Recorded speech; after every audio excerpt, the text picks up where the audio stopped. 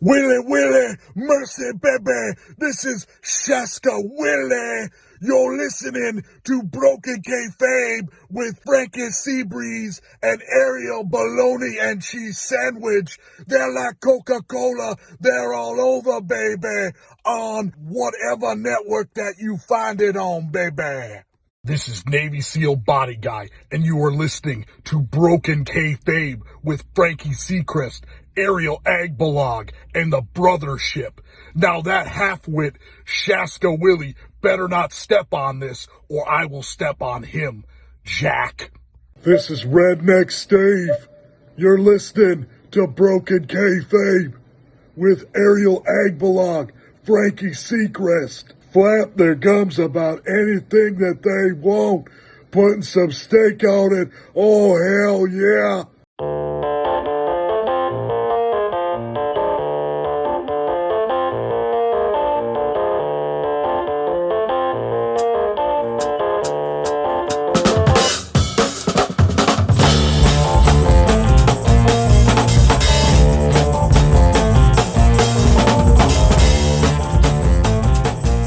Welcome to Broken Kayfabe, the unofficial after show of Breaking Kayfabe with Baldwin and Barry.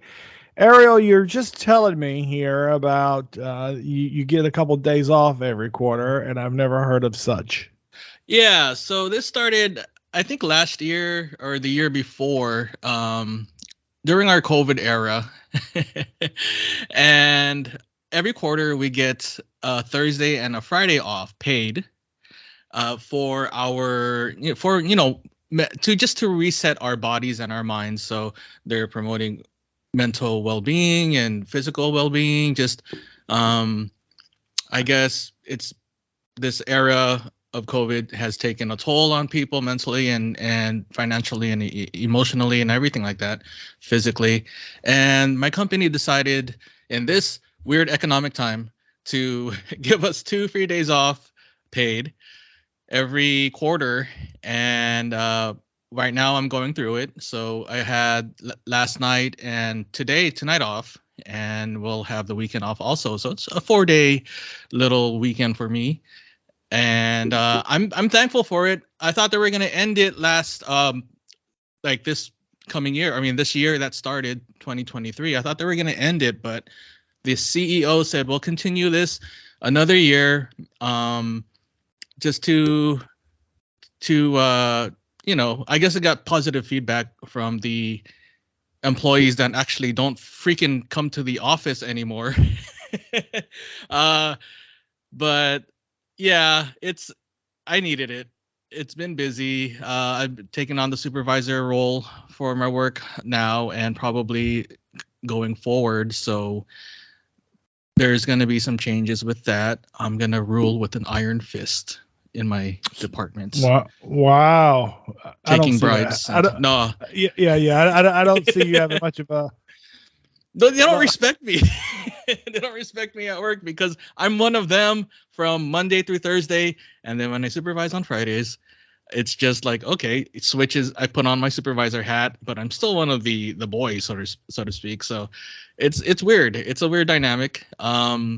But going forward, if I do make the transition to becoming management, then of course I have to crack down on, well, not crack down because everybody's still, abiding by the rules. We're just slightly bending it a little bit, because I'm a nice guy. But that's going to have to change. Or a lot of stuff is going to have to change or revisit it because there are things that I kind of ignored, or not ignored, but allowed them to do. We're not supposed to have electronic devices on the test floor because it causes distractions. But I sometimes allow it depending on how long the test times are for the microchips that we're testing. I shouldn't be saying this out loud, but I shouldn't be saying this on there. I don't know if it's like some work violation thing, but I'm not going to tell you the company I work for. Anyway, I've been lax on that rule because we do work night shift. People get tired. Some people have a job, second job, and they work before coming into work, so they try to find something to keep them awake. So I allow them to have music to listen to music while they're testing, as long as it's not, distracting them from their duties. So far so good. But so as long as they're not like dancing around like it's a Broadway musical, huh? Exactly, that's my job. That's what I do. Unless, well, okay, you know what? Depends how well they dance. If they suck at dancing, I'll ban it. If they're good at dancing, entertain me. Wow, there we. So let me ask you: you get these couple days off, to relax and recharge. Please tell me, how do you relax and rest and recharge? By doing absolutely nothing. No, I go to sleep. I spent all Thursday sleeping, so when I woke up this morning, I was refreshed. I'm trying to figure out what to do. I'm waiting for car parts to come in, so I can't really work on my car right now. Actually, yesterday I picked up my my taxes were done, so I had to go pick them up, and I did that. I did a lot of my errands actually yesterday morning before I fell asleep. So Fridays, or usually I just don't do anything. I play video games. I watch if there's anything interesting to watch or like wrestling related that I've missed, I'll watch that or probably catch up on New Japan. I would, or just watch TV shows that I need to catch up on. I haven't seen like a lot of shows that my friends recommended to me, so I should get started with that. Or I just lounge around and do absolutely nothing, and I love it. Ooh, doggy. Doggy. Yeah, so there isn't really nothing much to do right now. I don't want to spend too much money. I'm really trying to save it to I need to paint my car, the entire thing, so I need to save up for that. Also with the stereo system, not a crazy one, but just better than stock. My mom has a surgery coming up for her cataracts, so I want to help pay for that because the insurance doesn't cover it. And whatever things, I'm currently helping to pay 2 mortgages, this house I have here and the one in North Carolina. So a lot of my money goes to those things, and I don't really have enough to, play around with and stuff like that. So, aren't you planning a trip to the Philippines? That is sometime probably next year or the year after. We have property there that my mom wants to get rid of. They were going to use that property for retirement, build a house there and retire, but my mom doesn't want to go back anymore. She wants to stay here and retire and be close to her granddaughter. And so my mom and I are planning to take a trip there and go see my girlfriend, and also try to sell the house or we have some buyers and they've been waiting. So we're going to try to take that trip over there next year, try to save some money after my mom retires this year, and see where we can go from there. But yeah, definitely Philippines is on the schedule. Well, it's none of my business, but I mean, Sure. don't you want to, take the next step with your relationship with your girlfriend? Well, first we gotta meet officially and see how. My girlfriend and I were talking about this, and I was like, well, what if you don't like what if we don't like each other, like living together? We don't have that chemistry, and that's really important. And so what happens? I don't know. I really don't know. Maybe. Well, I'll tell you what happens. Maybe. Mm-hmm. She gets back on the Tinder and dumps your ass. Oh, probably, most likely. I told her I snore, and then she's like, "Oh, okay." And we'll see how it goes. But she might fart in her sleep. I mean, relationships are give take. It's not like exactly one person is absolutely perfect and the other one's a piece of shit. That's not how relationships work. Yeah, I know. That's true. Unless you're in a relationship with me, and then I'm the piece of shit, and the other person is perfect. Oh my God, no! Don't say that. You're a great human being. I really am. Yeah, you're right. So. Speaking of great human beings, we had a couple of announcements the last couple of days. Mm-hmm. Ariel, why don't you tell our listeners what the hell we're talking about? What are we talking about? We haven't talked about this. What are we talking about? No, Well, seriously, what are we talking about? Well, it was announced that after the June 3rd Fan Fest Oh, in Lutz, right. Florida, Yes.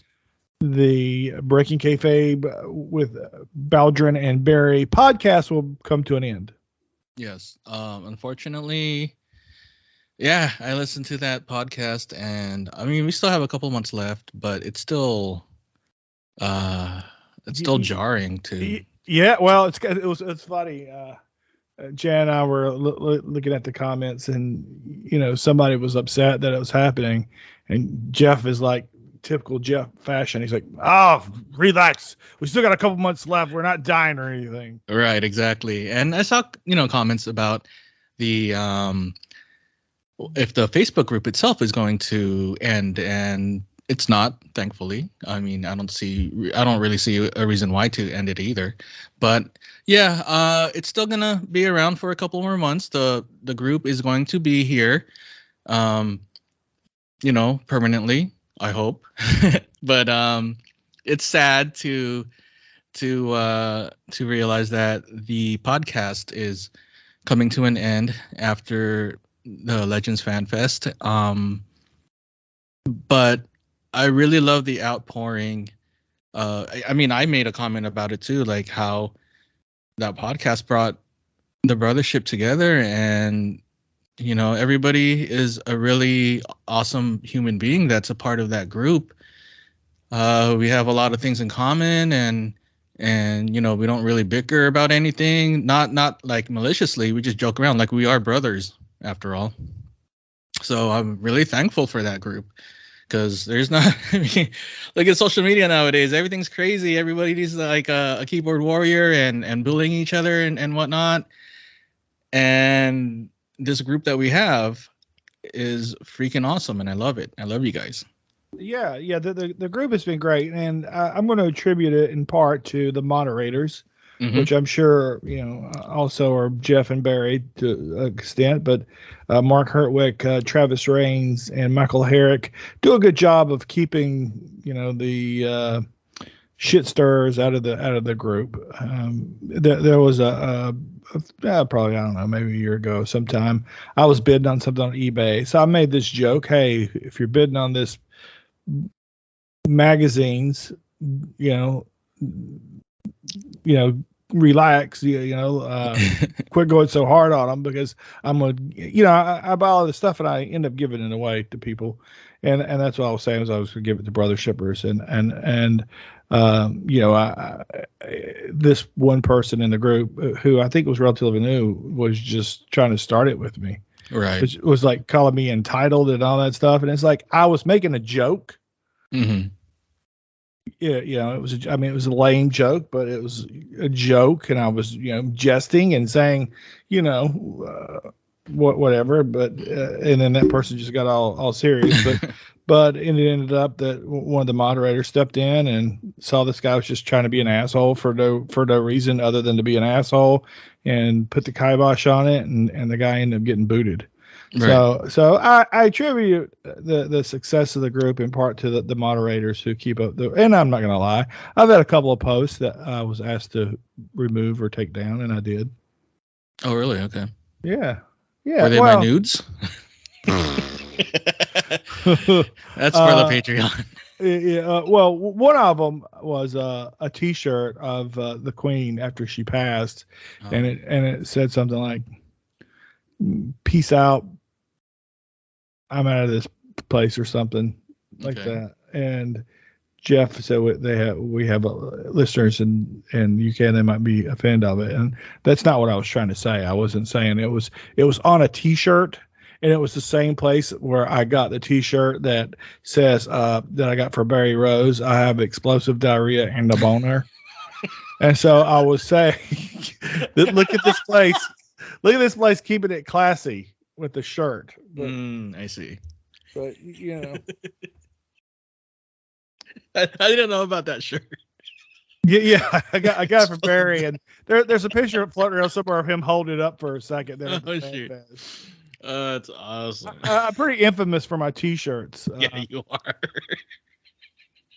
I'm sorry. That was funny. But yeah. But I mean, it was like a Facebook ad T-shirt that I bought. I just saw it. And I was like, oh my gosh, it said I have explosives, diarrhea, and a boner, and I was like, oh my gosh, that's perfect for Barry. Exactly. So I just bought, yeah. That's so cool. So I thank the moderators, where they did not work in my favor, that time. I thank them for that. Yeah, I mean, in general, they do a really great job with putting the kibosh, as you said, on a lot of negative things on there. So yeah, I'm thankful for them too. They do a really great job with it. And one time I mentioned Trump and DeSantis in a post, and oh my god, and well, here's the thing: I had COVID. Yeah. And on that note, let's go ahead. Let's go ahead and try and bring some listeners back with this week. I think we have Matt Crowder and his buddies there doing the old nerd talk. I think this is the second installment of Matt Crowder's Nerd Talk. I want to give a big shout out to Matt for always wanting to be a part of the show and willing to get people on together. And allegedly we're recording tonight at I believe about 10 p.m. Eastern time with a few of the fellows. I won't name them in case that doesn't happen, but here is Matt Crowder and his Nerd Talk. That is true. I did hit the record button, so no one get canceled. Too late. Too late. But I did. I had a surgery when I was 5, and one of the presents they got me, some people that my mom worked with, was like the giant plastic Chewbacca.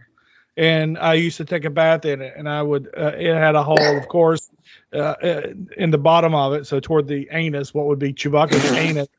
Oh my God. And of course, I would take him in the bathtub with me, and he would sink and fill up with water. So I made it like a submariner Chewbacca. Oh my God. If it was real life, we'd be like a, And so would he. But thank you all so much. Y'all have fun. I'll be back later to put all this together in a bow and post it. Absolutely. Thanks, guys. Love you all. Bye. Love you, man. That's the title of the episode, Chewbacca's Anus. Oh gosh. and now we begin. All right, that's the episode title. That wins. And now that Frankie is left, we begin the least requested podcast of the year. Holy shit! 4 jackasses talking nerd shit. This is gonna be perfect. No, Chewbacca's anus with Rick Nathan, Chris Spiker, Philip. Two doctors talking about Chewbacca's anus. Don't you ever put me in a sentence with Chewbacca's anus ever again. This is already the greatest episode we've ever done. And this is off the rails. Gone, considering the last episode that we did was me and the Booker, and he would continuously say, "Oh, I got a couple more questions," and then after we were done, I just was needling him, being like, "Oh, I have one last question," and then it just kept going. It was like this long goodbye that never happened. It was great. I just love that Frankie drops a line about Chewbacca's anus and immediately bolts. And they just bolts, exactly. Yeah. Exactly. He just totally he knew what he was doing. He knew what he was doing. For those of you at home, for those of you listening along at home, Frankie Seacrest is what we like to call a nerf herder. Oh God. A scruffy nerf herder at that. Yeah, he's a scruffy looking nerf herder for sure. Or, hey, do you want a wonga? Yeah.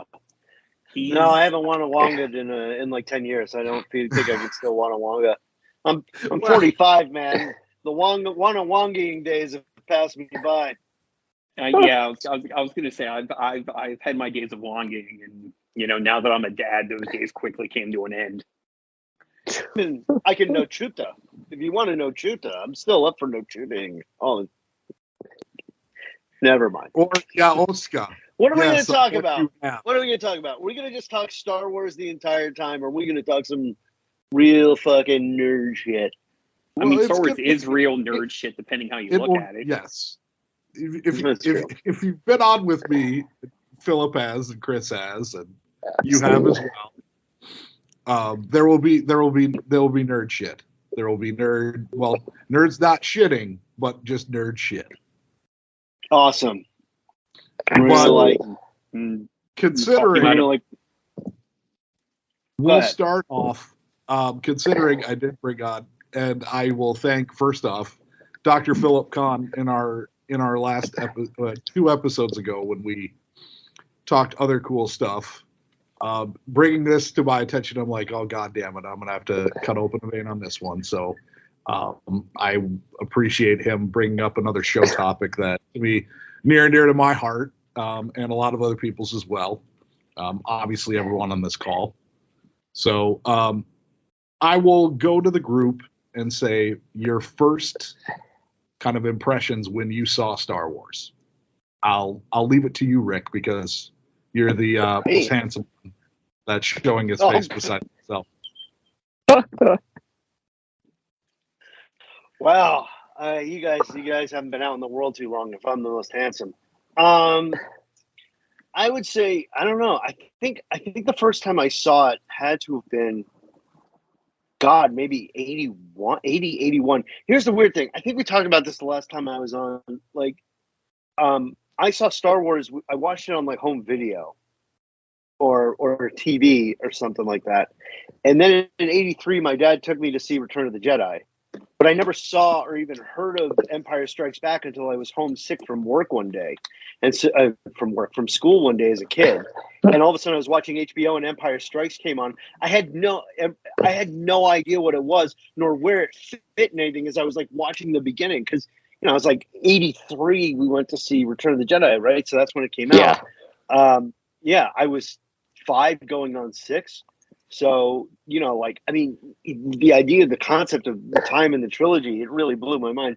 But the first time I saw Star Wars, come on, I thought it was great. I'm a kid, It's like, what else are you going to think? Are you going to be like, this is awful? No, you're like, holy crap, what's going on here? Love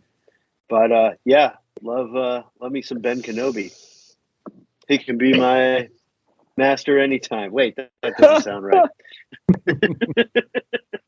No, Chris, and I didn't know Luke was I didn't know Luke was a little short to be a stormtrooper. How was I supposed to know that? That's how can you figure that out? Well, that's life lessons. Yeah. What about you guys? Chris. So, I think my Star Wars fandom started when I saw The Seventh Samurai and realized that, holy shit, George Lucas has not had an original idea ever. Seventh Samurai, Rashomon, you name it. But I was born after the original 3 came out, but I seem to recall sticking in my head that I saw Return of the Jedi first, just like Rick did. For some reason, it sticks in my head that I saw that one first and made no sense because I didn't know there were 2 other movies. So, but, we had them. I think I did dig them out of the VHS closet, but, sat there and watched them all like religiously. Unlike a certain other doctor on this call, Ewoks do not make me irrationally angry. You wait. We'll get to you. You wait. I was waiting to drop that in there somewhere. Philip Kahn's planning his revenge. Or is he planning the wrath of Khan? Absolutely. It's all interconnected. Anyways, and I think, I'm pretty sure that's how it happened. And I obviously got to see all the re-releases in '97.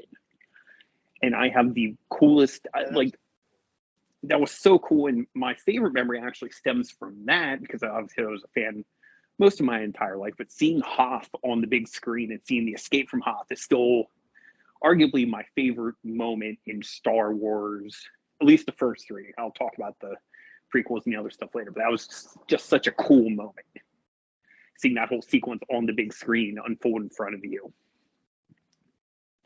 So. Absolutely. Philippe. Yeah, you know, for me, when I watch these things, and like this will be my answer from a youth, but then I also have this fascination. I mean, I'm 46 now, of going back and watching these through adult eyes, as if you're watching it, you know, kind of block everything out and watch it again and just enjoy it in a different light. But for me, I think it was 3 or 4 when they would re-release them.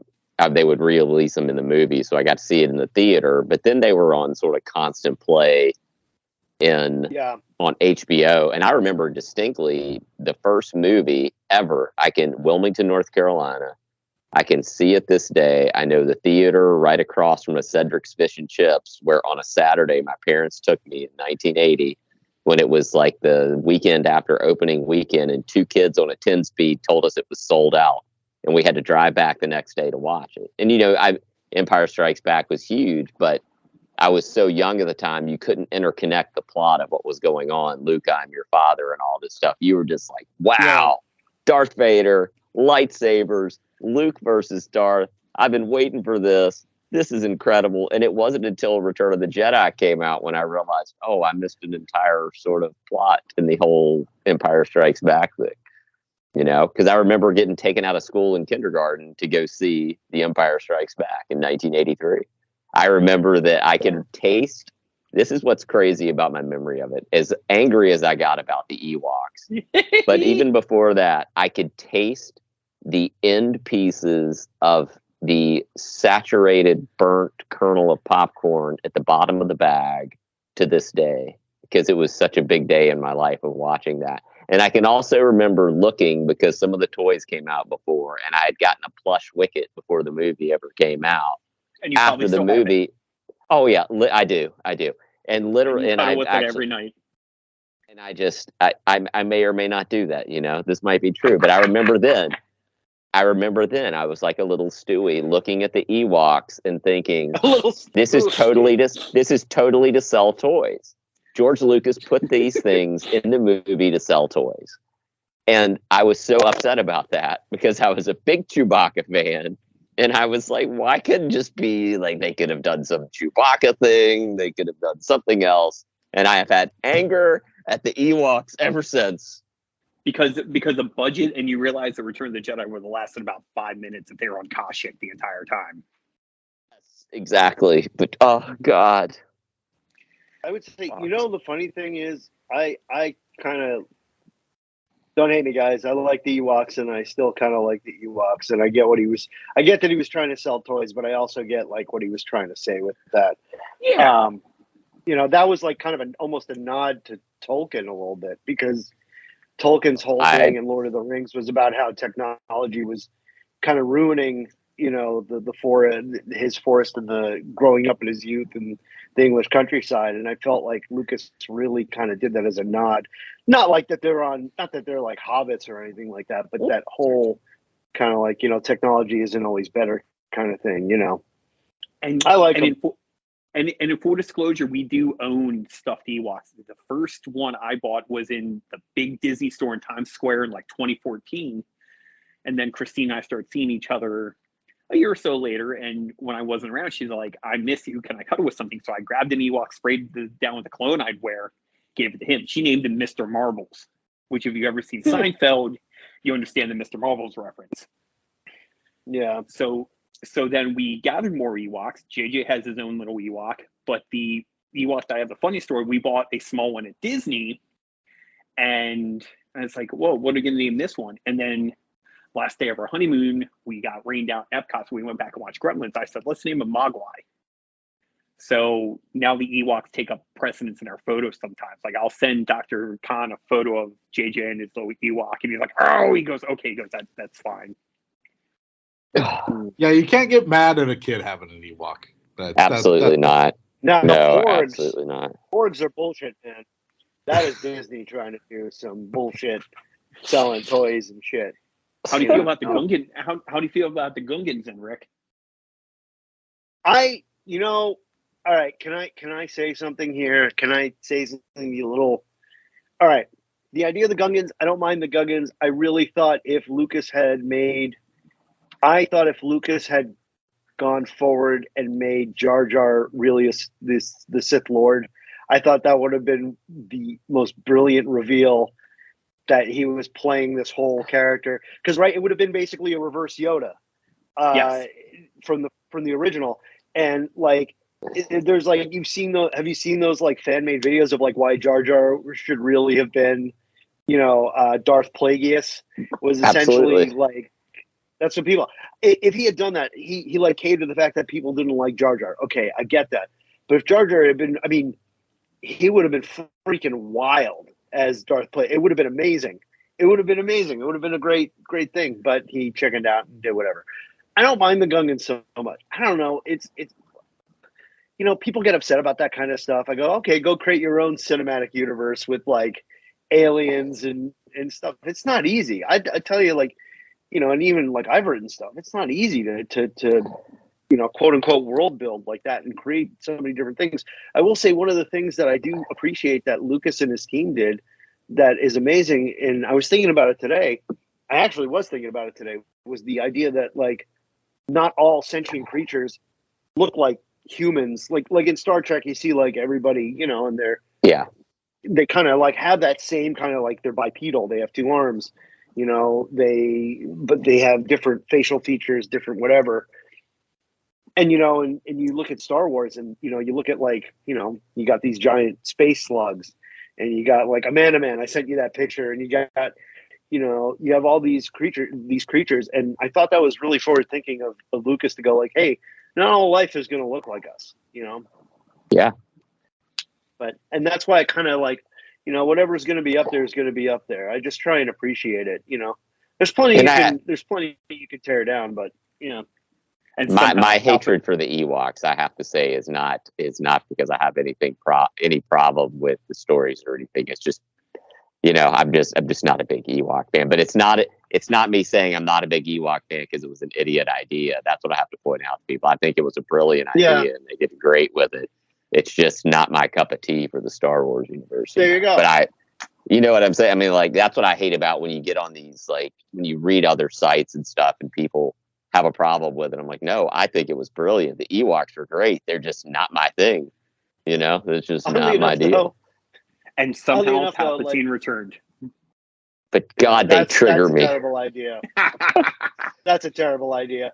But I would say, like, oddly enough, like, I don't mind the Ewoks, but I've never seen. I've only seen bits and pieces of the Ewok Adventure and Battle for Endor. I've never seen them all the way through, and nor do I care to. Like, those are like movies I'm like, those, I was like, my fandom only goes so far. You know what I mean? Like, it's how they walk, it's their dark ass lips, and it's their creepy ass eyes. It's those three things that I can just. I'm sorry, guys. I've gone off on another tangent. I'm going to bring it back in. I fucking love you, man. Phil, you're going to be really, Dr. Khan, you're going to be really pissed when the Jawas lose their hoods and they're just Ewoks and hoods. See, that's been my fear for years, that's going to be the big reveal. Yeah, the big reveal, Star Wars reveal. They're little like mutant like Ewoks. They're like super smart. Exactly.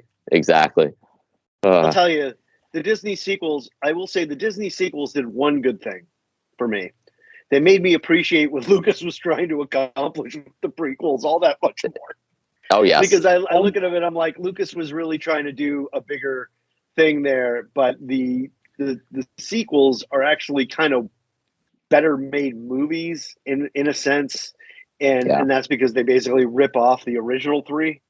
But like what Lucas was trying to do with the prequels was way more ambitious. It just didn't work, And it was the sequels that kind of made you think, okay, maybe the prequels aren't so bad at points. Like, it makes you look at them in a whole different light. It made me like the Gungans. Like, when I went back, like, once again, going back years later, I kind of dig the Gungans. Like, and maybe that crosses over with some of the other, like the Clone Wars TV show and things like that. But I mean, I kind of went back after the new ones came out and was like, oh, yeah, some of that original stuff wasn't that bad, actually.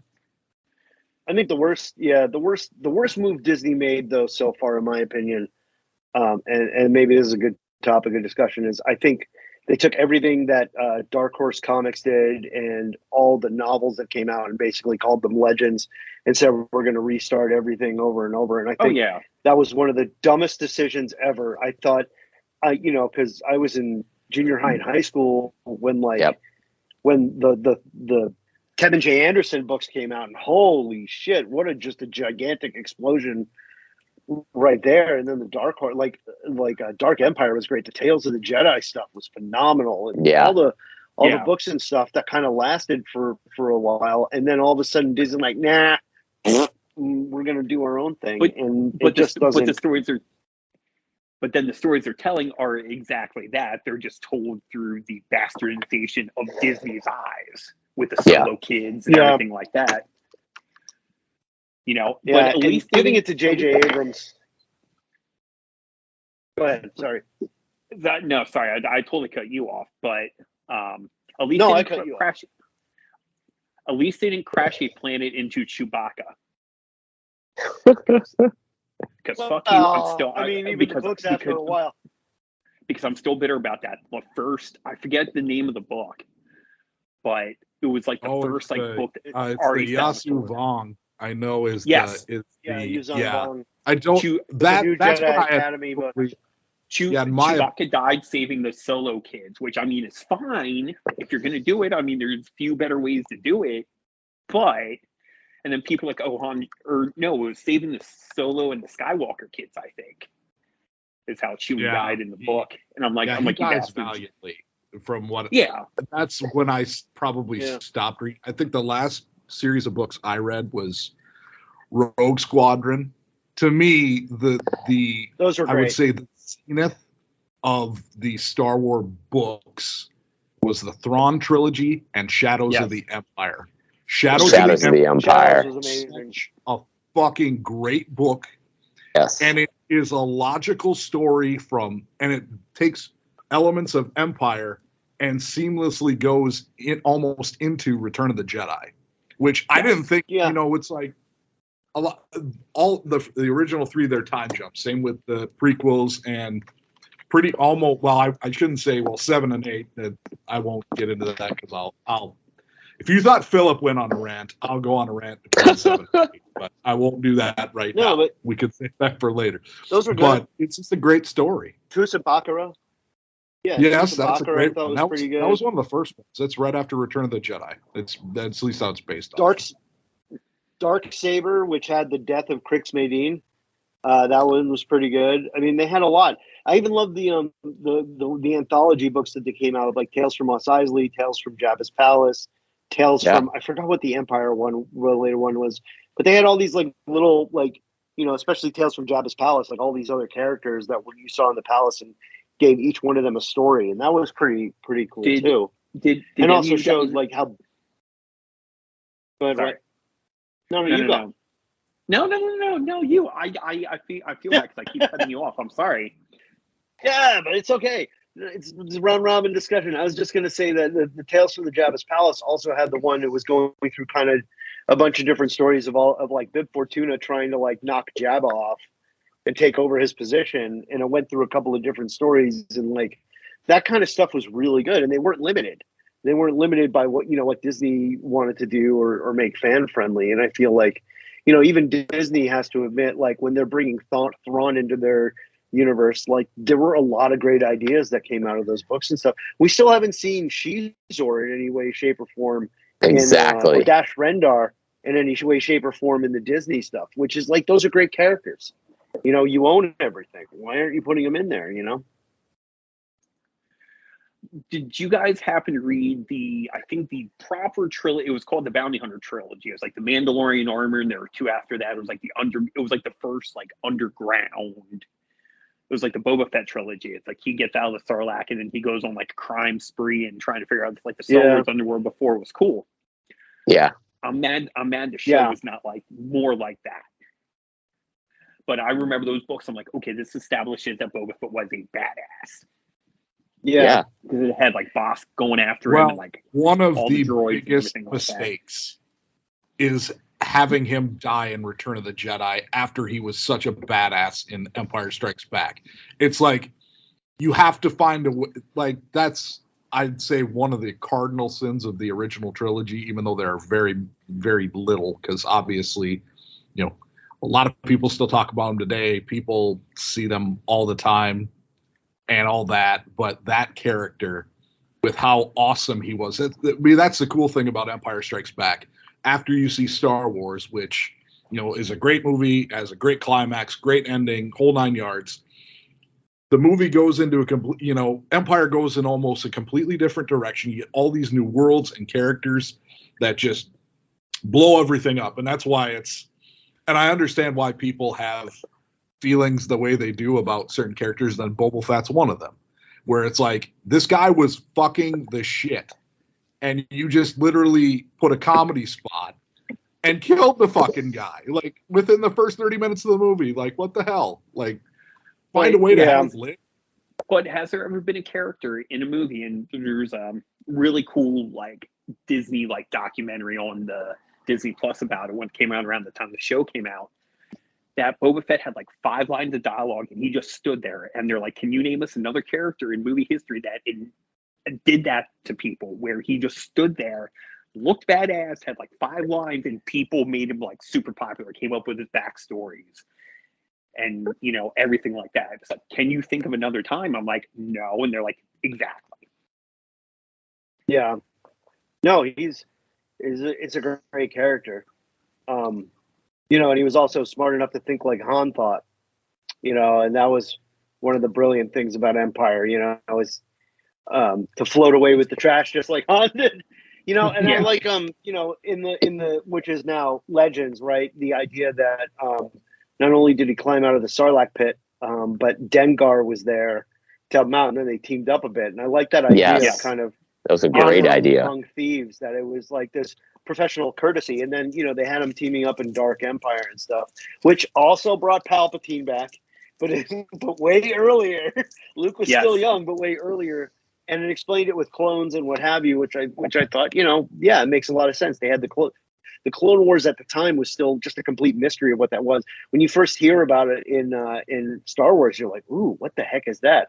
You know, and then it's just kind of like you watch it in the Lucas idea of it, you're just kind of like, oh, okay. Like, it should have been if it had been stayed mysterious, that might have been better for it.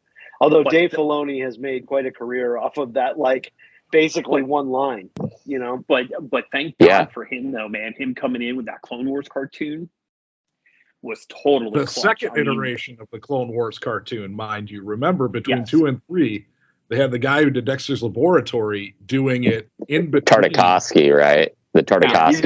Yeah. Which actually that was great too. So I thought it was great. I've actually gone back and started rewatching that because it melded so well into the movies at the time. Like, it's actually not as bad as I thought it was. Like, it's pretty good. Yeah, that's where we saw General Grievous for the first time. Absolutely. There's a buddy of mine that he's catching up to Clone Wars, and apparently a guy he works with gave him a list of episodes to watch to get caught up, to kind of keep up, because he wanted to watch Bad Batch. And I said, dude, let me check that list. I said, he might have given you all the Jar Jar Binks and Amidala solo episodes in that list instead of the ones you need to be watching. He's like, oh. I said, yeah. And I said, trust me, there are some real stinkers in that bunch you don't need to. I said, but see, and the thing, and this is why I love when they expand on things, because when you see Anakin in episode 1, 2, and 3, you get it to a point, but he just comes off like a whiny bitch. But if you watch it in the context of the Clone Wars and you see that he was this hero, it becomes more tragic. Yeah. Because you see he actually was everything that they talked about. Yeah. You know, him and Ahsoka, the him and Ahsoka thing. I'm glad, you know, Dave Filoni gave us Ahsoka Tano, which, you know, was one of the greatest contributions in Star Wars history, in recent Star Wars history, in my mind. And that story, she's being played by Rosario Dawson now. It's going to be cool. Now the question is, does Ahsoka go ass to mouth? Does Ahsoka Tano go ass to mouth? Which is a Rosario Dawson. Which is a Rosario Dawson reference. If you don't get it, watch Clerks 2. Yeah. Do we seriously have no Kevin Smith fans on this call? I'm speechless. I do have a Kevin Smith. I'm still speechless over it, actually. The Lemmings episode in South Park more than the Clerks 2 reference. See, okay, so on a complete side note, and going to Kevin Smith's a huge Star Wars fan, so kind of off topic, kind of not. You know, Frankie gave us one rule, and that was to not get canceled. And here you go, Chris Spiker, trying to get us canceled.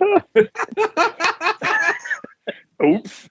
There have been worse things said on other episodes. So I think. I mean, to be fair, I'm the one who brought up what's more wrinkly, Palpatine's face or false exactly. One of the greatest streams of all time. Oh, God damn it. Oh, that was so great. We're trying to put this together, and Rick comes up with a fucking goddamn existential fucking question that's questioning all our existence on this planet. See, so what I just said is not even close to the worst thing ever said. Because, well, on a complete side note, and again, if you've seen Clerks 2, I don't know why the quotations keep coming back to it. Whenever somebody posts about Anne Frank, I mean, do you mean Helen Keller? But anyways, on stuff not Clerks 2 all that much. Oh, Clerks 2 is fantastic. The Clerks movies, again, we'll get back on topic here. The Clerks movies, Christina's seen all the Kevin Smith movies with me. The Clerks ones are her least favorite. I said, honey, I worked in a video store and a convenience store at the same time. I said, this shit's real. Yeah, you know, I agree. I mean, I like the first one a lot. Mallrats is still the greatest movie Kevin Smith has ever made, but I digress. I fucking love Mallrats. Mallrats is great. Yeah, filmed in my home state. But anyways, back to the Star Wars thing. Yeah, and thank God they expanded upon that, because you only got the one side of Anakin, and you're like, okay, you're not really impressed. You don't see what the big deal is. Clone Wars brings you back around to that. Yeah, but you also have to think, like, casual fan, though, who isn't going to watch that stuff, you know, you do have to appeal to them in some way, shape, or form with the character. Yeah, and I mean, I guess there was so much going on, too, in those movies, because in the third movie, there was a lot going on in Revenge of the Sith. So I guess you can't really... There was a lot going on in episode 2 as well, so... 2, I think, goes more to the whiny little bitch thing than 3, which really kind of moves in a pretty... Then it goes, like, kind of hopeful, dark, and then a little bit hopeful at the end when Anakin and Obi-Wan say kind of goodbyes when they split up. And then it's just like, okay, everyone gonna die. Jedi Temple's fucked. It's all fucked. We're all just done. And then, obviously, after seeing in episode 2, seeing the Dooku Yoda fight, which everyone fucking flipped their shit for, because it's the first time we're seeing Yoda have a lightsaber battle ever. Yeah. And then we get another one with Palpatine in episode 3, which, I mean, I ended up seeing Revenge of the Sith 35 times in 32 days. Its first 32 days. Wow. Because one, I knew it was the last Star Wars movie we were going to get for a while. I had an inkling they were going to do it again, but it was going to be farther down the line. And I had, 10 years later, it happened to be right. Ian McDiarmid in that movie is amazing. He really is amazing. Yeah. Yeah. Well, Rick, the thing of it is with Ian McDiarmid, the fact that he is not the Emperor in Empire Strikes Back, where we get that hologram of him, because that's our first inkling of the Empire, where it's like, and it's kind of the same. I'm trying to think who the other character. Well, in the newer ones, obviously Jeremy Bulloch is Boba Fett. Well, did you know that and I just found this out today, actually, and I feel like a terrible Star Wars fan, that in the first, and you guys who saw Empire in the theater originally can probably attest to this, that it was not McDiarmid. Yeah, it was a lady. Lady, wasn't it? It was a lady, yeah. It was voiced by Clive Rebel. Baboon eyes. Yeah, but the eyes are like baboon eyes.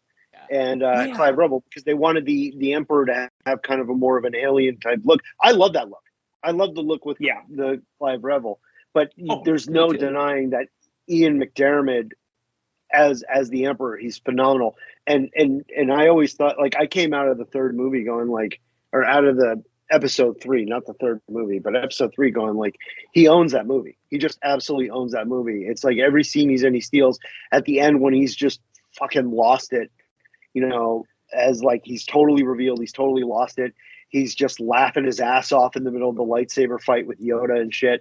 Like that's just such an amazing performance of a person who's just like, they've achieved ultimate power and they're just fucking gone, you know, like literally batshit drunk just on power.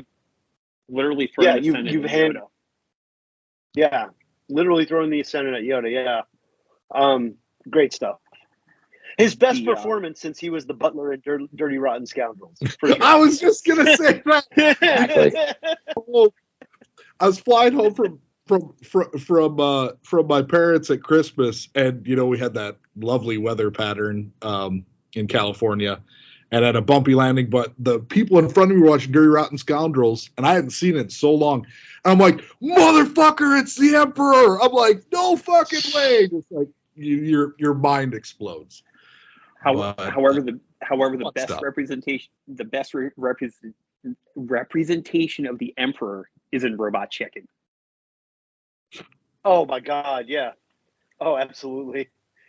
What the hell blew it up? Who's they? The hell's an aluminum falcon? What the hell? You have any idea what this is gonna do to my credit? What do you have the torso ATM on that torso light right of yours? Yeah. It's still the whole. What the hell's in the whole? Go ahead, Chris. I'm interrupting you. No, I'm interrupting you. The line "What the hell's an aluminum falcon" might actually be my favorite Star Wars line ever. It's not even in any of the movies because it's just so damn funny. I love the escalator scene where he can't take the elevator. He just start taking the escalator, and there's like, my lord, Stormtrooper. And then at the end, he's like, go fuck yourself. Yeah, he's like, fuck yourself. Go fuck yourself. That true stroke of genius right there. Yeah, that's the greatest Emperor ever in my mind is the Robot Chicken Emperor, because they're like, who can we take and have the most fun with? Yeah. Although I will say, in the term of least politically correct things, Robot Chicken also had a really good one.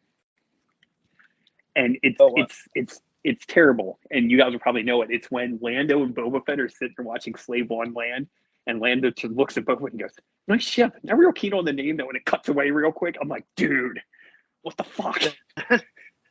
The one that made me laugh my ass off, and I had to watch it, like the one of Robot Chicken where I was laughing so hard I was crying, and I just had to keep rewinding and playing it, was the quick cutaway one of Lobot dancing through Cloud City to the Star Wars disco, and then just he like dances for a little bit, and then he dances off, and it's this quick little 7-second thing, and it's fucking hilarious. And I just remember laughing so hard I was crying. Like, who thinks of this shit, you know? Well, that's exactly it. There was some genius stuff in all of the Robot Chicken. I think there are 3 of them? Yeah, 3 of them. 3 of them. Okay. The Family Guy ones were really good too. And I can tell you, I know for a fact what Dr. Khan's favorite Star Wars Robot Chicken sketch is the Boba Fett one where he's blowing up the Ewoks. He goes, "Oh, look, he surfaced the air missile. What does this one do?" Yes. Yes. Oh, what does this one do? This is cool. That's your profile pic, Philip. You just you find a screen grab of that where a missile's just blown up. I need the one that. where he's talking to Han in the Carbonite, and he's just like take his helmet off, and he's like, "Oh, and he's good looking too." He's like, "Oh, you want to touch? You want a little piece of the boba?" Oh. Jesus Christ. See, and maybe you guys can share this with me. It's amazing how you can pull these random bits of stuff you haven't seen in years out of your ass, but you cannot remember what you had for lunch yesterday. That's me totally when it comes to the original. Shows you how much you know. I didn't eat anything for lunch yesterday. Bam! Oh, you bastard. I mean, I certainly hope in Dr. Khan's profession that's not the case where he forgets things all the time. If not, you got some ugly ass looking people. There's some problems. Yes. Yeah, there's some real problems. Dr. Khan be forgetting that kind of stuff. That's why he's realistically just the plebeians. I really want a sequel to this one right here. Oh yeah. You know, I'm conflicted on that because for the longest time I wanted it, but now it's like, do I really think they can build on the masterpiece that is Spaceballs? But to be fair, but to be fair, Mel Brooks just produced that History of the World sequel. So I think if we judge that and see if that's good, then maybe that'll open the door for someone to do a Spaceballs. That would be cool. I mean, you'll never get Rick Moranis back. I've read too many interviews with him where he's like, at this point, he said in his life, it just is a matter of like, really, what does somebody want me to do? And, you know, what do I have the energy for and where do I want to be? But I mean, if he was going to come back, he would have came back for Ghostbusters Afterlife. And I'm okay with that. I agree. He's moved on. You know, he moved on with his life. His wife passed away from cancer. He dropped out of acting to raise their kids, and he has like some sort of like country western radio show, I think, or something like that. Really? Oh wow! Yeah, I think he did for a while. Yeah, he was like, he got which his is so I odd Shrunk because the Kids money. He's happy. Yeah, you know, if you ever remember the old SCTV sketches, he did Jerry Vale, who was a disc jockey, and then he kind of became one for a while. So, and then we have, I mean, I won't go too off topic. I mean, the McKenzie brothers. I mean, I want a Strange Brew 2 at some point, but I doubt that's ever going to happen. I think that train has sailed. But no, I don't think he and Dave Thomas would be interested in doing another one. You know. But I mean, like the first one's great because it's Hamlet. You know. I know, a Canadian Hamlet. A Canadian Hamlet. You know what? I agree on the Spaceballs train. Like, would you really want to go back to? I mean, you have so much more material now, but it's almost like you have too much to do. And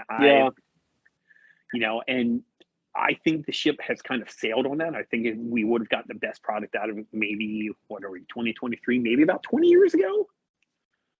Yeah, and I would also say you have a point because the sight gag comedies don't really exist anymore either. And the last few ones that have come out over the last few years are not good. Like, you know, like that was a specific point in time. Has anybody read on another side note, but it's kind of related since you're talking about, has anybody read Mel Brooks' autobiography? No. Not yet, but I want to. Okay. Because I was wondering if it was worth a read. If it's him actually being him, then I'm all for it. I'm sure. I went to see, Val and I went a few years ago before COVID. They did a double shot at this really nice theater in Santa Monica, the Aero Theater. It's on this really nice area of Los Angeles. And they did a double shot of Blazing Saddles and Young Frankenstein, and Mel Brooks was there hosting it, which was incredible. And it was amazing because right behind us was sitting Jon Favreau at the time, which was like fucking he came out for it too. You know, and there were a few other big people there, but Mel was on stage. He was like literally like, I think Val and I sat like 4 or 5 rows in. So like, I mean, we were right there. We could see Mel Brooks, and I love Mel Brooks. And there he was. He was just talking about each movie and stuff. I would say I do want to read his autobiography. If you can get the Gene Wilder autobiography that he wrote before he died, that is really good. I love that book. It's called Kiss Me Like a Stranger, I think. And it's all about, you know, he grew up in Milwaukee, and it's all about just his life and how he even got to meet Mel Brooks. Like he was doing a play. I think he was doing actually One Flew Over the Cuckoo's Nest. He was playing Billy. And was it Billy? The kid who's played by in the movie he's played by Brad Dourif. But he was on Broadway with Kirk Douglas. And then he was doing that, and he was also getting ready to, I think, do a play with who was Mel's wife, the actress, Anne Bancroft. And then that's how we ended up meeting Mel, and the two just really clicked and hit it off really well. And from that, quite a collaboration. Those two guys, amazing stuff. But I highly recommend it. That one's a really good read. It's a really, really good read. And very interesting on his life with just not only his life with his first wife, his life with Gilda. Really, really cool stuff. Nice. I have to pick that up. Yeah, I've had the Mel Brooks thing sitting in my Amazon cart for like forever, and I'm like, is this, am I going to be disappointed? Is it going to not be funny? Because I expect the Mel Brooks autobiography to be hilarious, because he's one of my favorite, like one of my favorite comedic talents to ever walk the planet. It was a great read if you haven't read it. Bruce Campbell's first book, If Chins Could Kill. Yes. Holy shit. I love that book so much. He actually has, and I found this out via skimming, all of his reads have been really good, at least in my mind, because I'm a huge Bruce Campbell fan. All of his reads, but then he's got like short essay books and stuff like that too that he put out, like kind of on the radar. Oh, really? Yes. Yeah, I'll look up the titles of them and I'll send them your way. But yeah, anything he writes, he's actually a very well spoken, very intelligent guy, which you wouldn't really imagine from it. But talk about a dude who made a shit ton of money from being a cult hero. Yeah, him and Jeffrey Combs, those are like the two big guys. It's like not to transition this over to Star Trek too much, but like the whole idea of like the meme, it's like I love Star Trek. Oh, you do? Well, name 5 actors, or name 5 characters played by 5 different actors, and the person's like Jeffrey Combs, and it's like, you cheated. That is on me. That is on me. I set the bar way too low. We needed one more season of Enterprise. I'll tell you, because what I read about that one season they were going to do is like whose character was going to join the Enterprise team. He was going to be the first Andorian and on the Enterprise. Like that would have been really cool. He was the best part of the show. Whenever he'd show up. Whenever it'd show up and say guest starring Jeffrey Combs as Shred, you knew it was going to be a good episode. Yeah. That and Brunt of the FCA. I love him as Brunt of the FCA. Brunt FCA. I'm actually mad because I think Barry Rosen said he met Jeffrey Combs in person. I said, dude, will I get him to sign something Star Trek or get him to sign something from Reanimator? Yeah. Oh, Reanimator. Such a wild movie. It's great though when you show somebody Star Trek and you're like, okay, you've seen this actor before. Where have you seen this actor before? Everything. And yeah, exactly. Yeah, I said technically Jeffrey Combs is playing every character on Deep Space Nine. Yeah. So. Yes. Yeah. He really was Chief Miles O'Brien. Yeah, because Christine sitting there and I said, yeah. I said, look at Wayne. I said, you've seen Wayne before. She goes, I have. I said, oh yes. And she listened. She goes, I think I know the voice. I said, Brunt FCA. She goes, no way. Yep. And meanwhile, Matt and Dr. Connor are like, what? No, I'm enamored with you two. Him. That's silence. I'm good. The silence is loving between the both of you. I'm in the presence of greatness with this stuff. I'm just a little bystander that hates Ewoks. I'm just kidding. So you said, Philip, before we started recording, you said you got a bunch of, what was it, G.I. Joe? Yeah. Like I got the big, like the HasLab, Hasbro does these like crowdfunding projects and everything. So I think they were a year and a half coming, the Proton packs. They did a great replica Proton pack for the Ghostbuster movie. Oh, wow. Which is really, really awesome. And I mean, they're incredible. Like, cause like cosplay people, some of those things were $3,000 to $4,000. And these were, they're still expensive, but at a reasonable price point. And then I realized I always kind of try to order one to open and one to keep. And then I realized the Sky Strikers from G.I. Joe, they remade the Sky Strikers and had a bunch of different goals to reach. And I realized I had ordered 3 of them. So you know, and now they're just boxed literally to the ceiling upstairs because I have no room to open one of them, and it's just kind of trying to figure out how everything goes. That's why I said, Philip, you got to get a few more clients, and you know what? You can add an addition to the house. I think so. I need to start off by going to I need to get some detolfs or some of the cases to put all that stuff in, but it's just too much. It's too much. Oh, That's God. Awesome. Man, kids nowadays don't accept the 80s cartoons. What a wild time. It really was. What an amazingly wild time. And also imaginative and inventive. Just unbelievably imaginative and inventive. We had like everything running the gambit of genre fiction. Like, you know, totally. You could have you could have G.I. Joe, you had Transformers, you even had GoBots, you know, you had Mask. You had the Dungeons and Dragons cartoon. You had the Pac-Man cartoon. Like, this is crazy. We even had the Smurfs.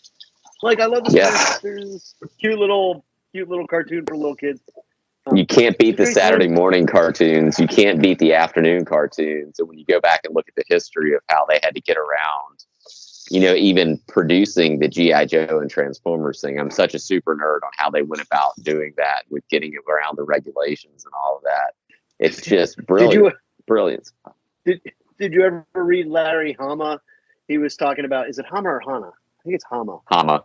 No, yeah, Hama. Hama. Yeah, because he was writing the comic book at the time, and they would just come to him with like a new toy, and they'd be like, "Here, come up with a name and a backstory for this." Yeah, like, well, yeah, what the absolutely. fuck am I gonna be doing here? You know, he had done. I just watched that on one of the G.I. Joe streams, one of the podcasts. They had an hour and a half Larry Hama interview where he was talking about how they would just come in with a toy, and he, you know, his whole point was, you know, I create visual stories and then the words come after that. So it wasn't a big jump for him in a lot of instances to make these things up like that, because he was a visual storyteller first and then added his dialogue, you know, so it's just great. And it's great stories. Kids don't realize how good those stories are, how they broke up those original 4 G.I. Joe movies into 4 or 5 part series, like Arise or Pintor Arise, I think was like the 3rd or 4th one. The Mass Device, the Rise of Cobra, like it was just, and you realize now, oh, there's the new toy that they were bringing out right then. Oh, there's a Sky Striker, which is still my favorite toy of all time. But this isn't one of our toy talks, but the Sky Striker is my favorite of all, even over the Millennium Falcon. It's crazy. Really? Yeah.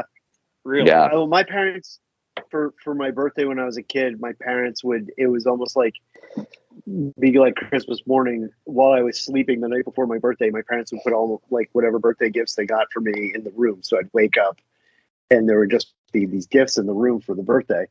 And the year they got me the G.I. Joe base, the Pit. Oh my God, that's awesome. Like, that's awesome. I couldn't believe, like, first off, I couldn't believe they bought something so big. Like, I mean, it was a giant toy, right? But like, because you know, it's an incredible expense, I'm sure. But to have that and to have all your toys and be able to play with that as a kid, like is just incredible. I never had the flag, right? The battle. Yeah, the big boat. No, the flag. Yeah. Just like, my God, but that was the second best thing to have, you know. But I did have Castle Grayskull and Snake Mountain for He-Man. So I wasn't. Wow. And spoilers, Val still does this for Rick, even though Rick's 45 years old. Yeah. Val, no, really, Val I could vouch for Val. Val is the greatest woman on fucking God's green earth. I love Val. That's incredible. I actually will, and you know, going back to the nerd collectible thing, I'm glad that a lot of the stuff's coming back around, especially with me having a son who, you know, is going to be very impressionable. And being able to get the stuff that made me happy in my childhood. Case in point, he's got 4 unopened Ninja Turtle figures from the original set sitting up there in his room, in his closet, waiting for him to become of age, where I say, okay, these are some of Daddy's first action figures. That's awesome. You know, the original 4, I went... Minimize the Ewoks, maximize turtles. Get him, Casey Jones. well, that's the thing. Walmart, because Walmart re-released them. And yeah, they've re-released, and there's a great wave. They're doing it again now with all. You just have to figure out what Walmart's got them. Because I want to get like Casey and April and Shredder, and then all the guys that showed up like once. Like all the guys that showed up. Like all these characters. Like I remember having figures that maybe showed up in the show once. Yeah, I will be on the lookout for you. That you've created a new reason for me to go to Walmart now. I had Casey 3 of those before Turtles, and I think I had Casey Jones, and I think I had the Baxter Stockman and the Fly. Baxter Stockman, which always creeped me the shit out. They did a good job making him creepy Fly Baxter Stockman. Yeah. And it's cool because now these toys are coming back around. You got the new Masters of the Universe toys. You get all the stuff.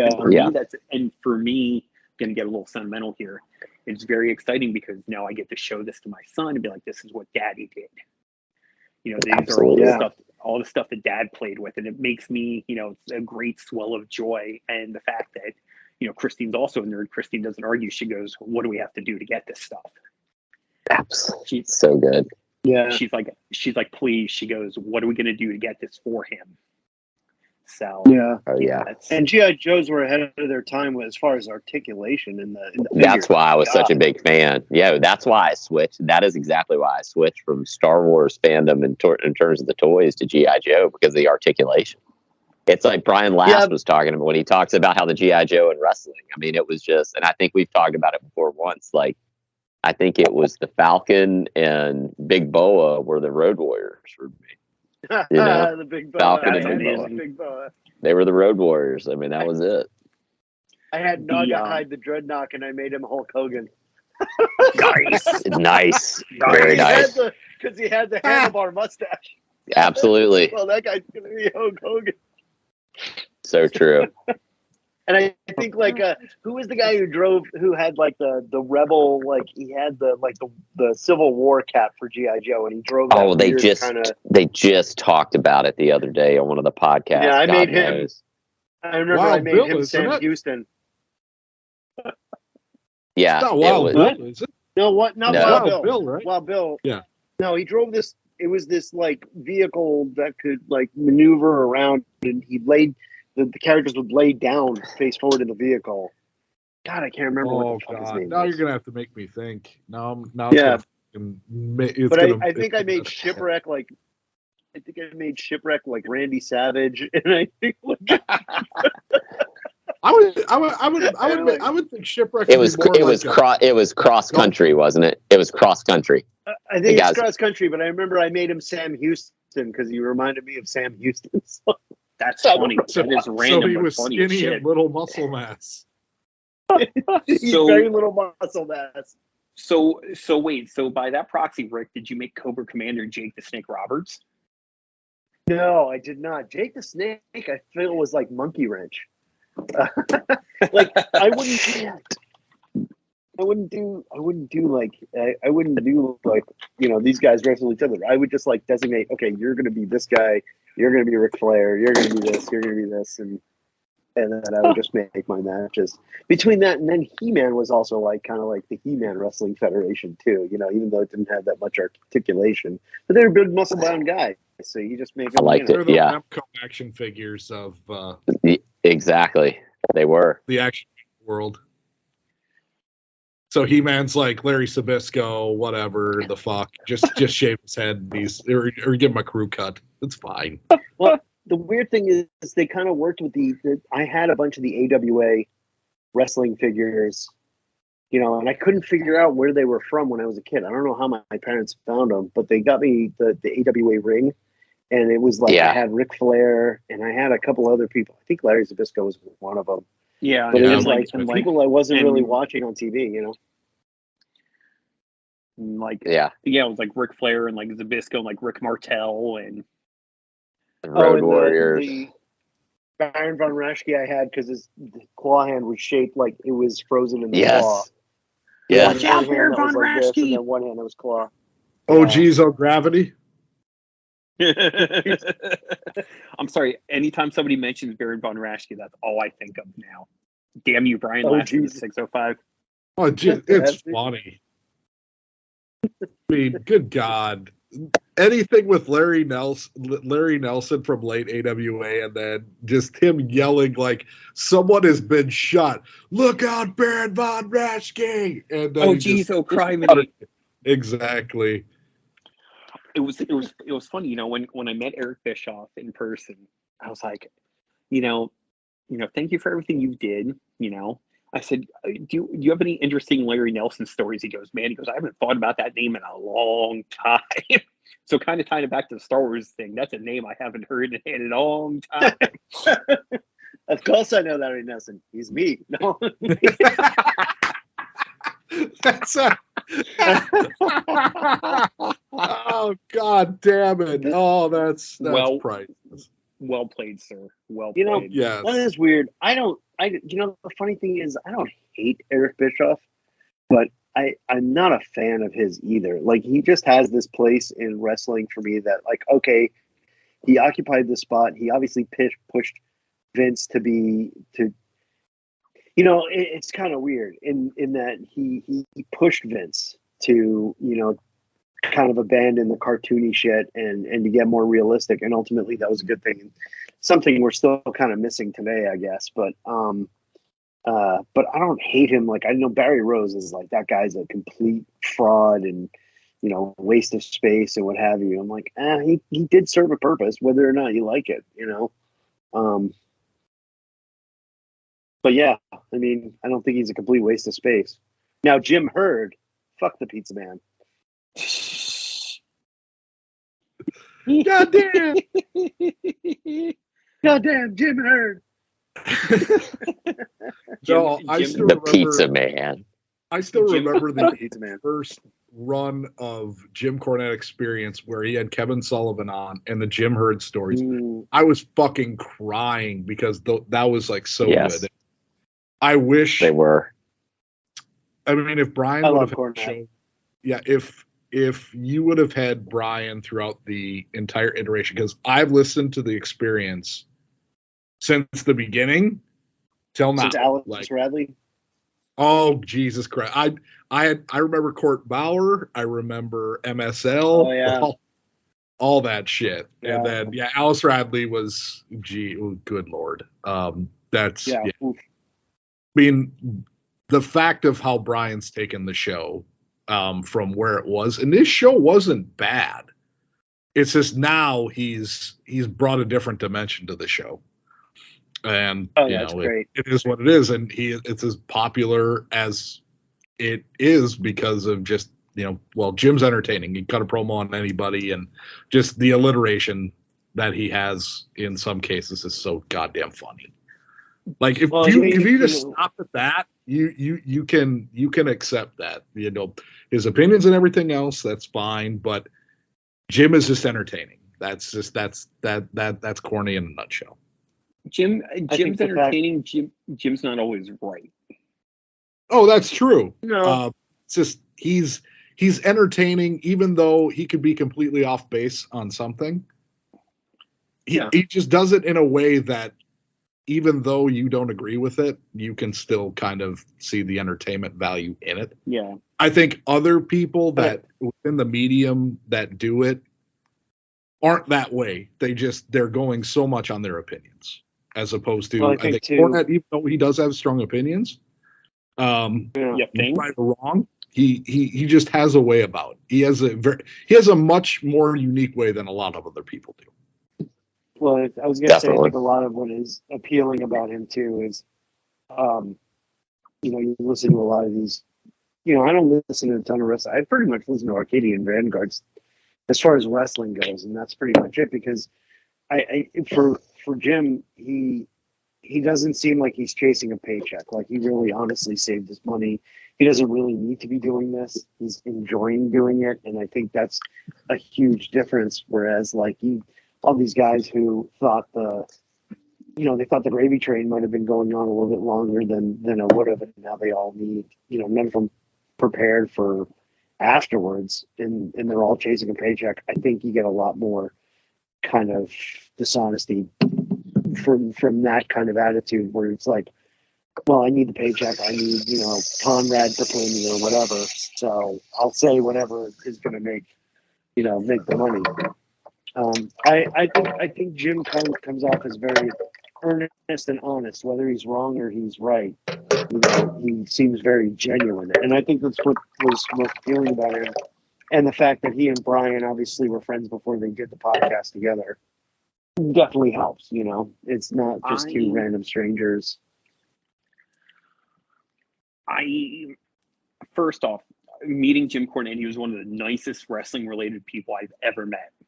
He was very nice to Christine. I said, he's just the dude you'd like to sit around and talk to, even if he didn't talk about wrestling. That being said, when I listen to his shows, I prefer to hear him not talk about wrestling because I don't always agree with what he says about wrestling, but like movies and music, comic books, that kind of stuff. I would love to hear him just talk pop culture, because him and Brian, some of the stuff they say is like, holy crap, dude, why don't you guys do this more?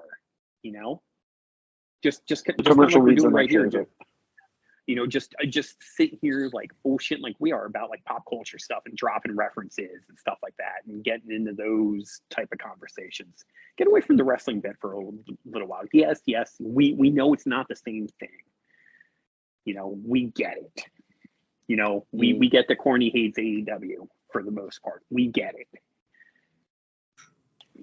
That stuff kind of. I would love, like we've said that before though, like when we met each other in Fayetteville, like I'd love to hear him do a whole pop culture, like a whole pop culture thing outside of wrestling, because of his knowledge on music and his knowledge on TV and his knowledge on comic books is just unbelievable. Brian Last needs to do a music podcast because of his dealings in the music. Yeah.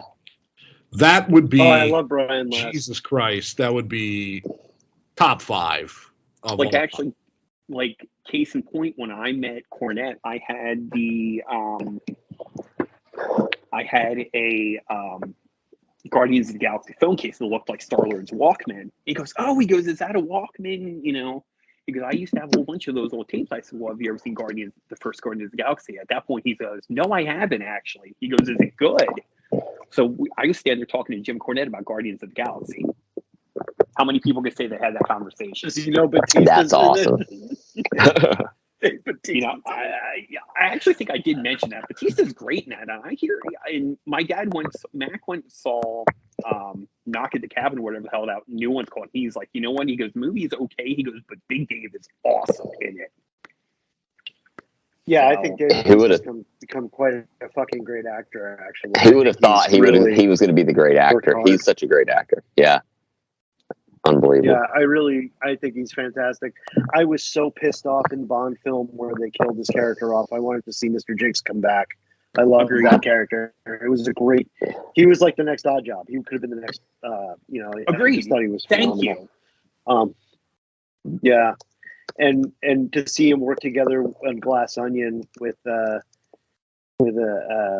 what's his name? Who plays Daniel Craig and Daniel Craig? Yeah, you can tell they really like working with each other if they're working on a couple of movies together. How was Glass Onion, by the way? I still haven't seen it. I loved it. I thought it was great. I think I like the first.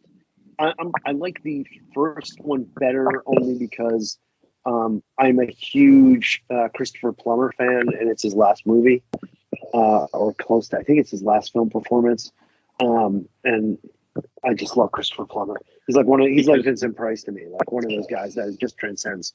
But I really love this one. Glass Onion's worth a watch. Nice. Okay, because it came down between Christine and I had a couple hours to kill one day while JJ was sleeping, and it came down between that and Bullet Train. And Bullet Train's good too. It's wild. Bullet Train was so much fun. I did not expect that out of that movie, and I was super impressed. No, it could have been just keep Ron Johnson that kind of stylized movie. Really done. Yeah, it was like keep JJ away. Keep JJ. Well, keep Ryan away from it too, because The Last Jedi is the biggest fucking abortion. I've never been so mad. Now, okay. If you thought here we Philip's rant was epic, This is going to. I'm not going to try. I'm not going to say I'm going to top it, but there will be some vitriol in my voice, because I'm not a malicious person. But God damn it, I've never been so angry about characters literally just being discarded like fucking Jaworski Spooge. It was awful.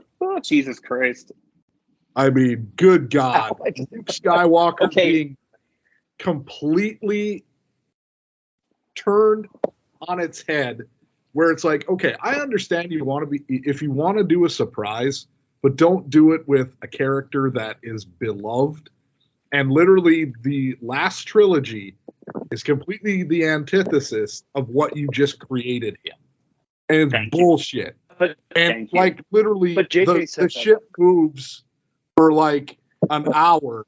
Nothing fucking really happens. You don't even get the payoff of the lightsaber fight with Kylo Ren. I'm like, how do you fuck this up? Tell me how you fuck this up. And I remember watching it. I'm like, what the fuck did I just see?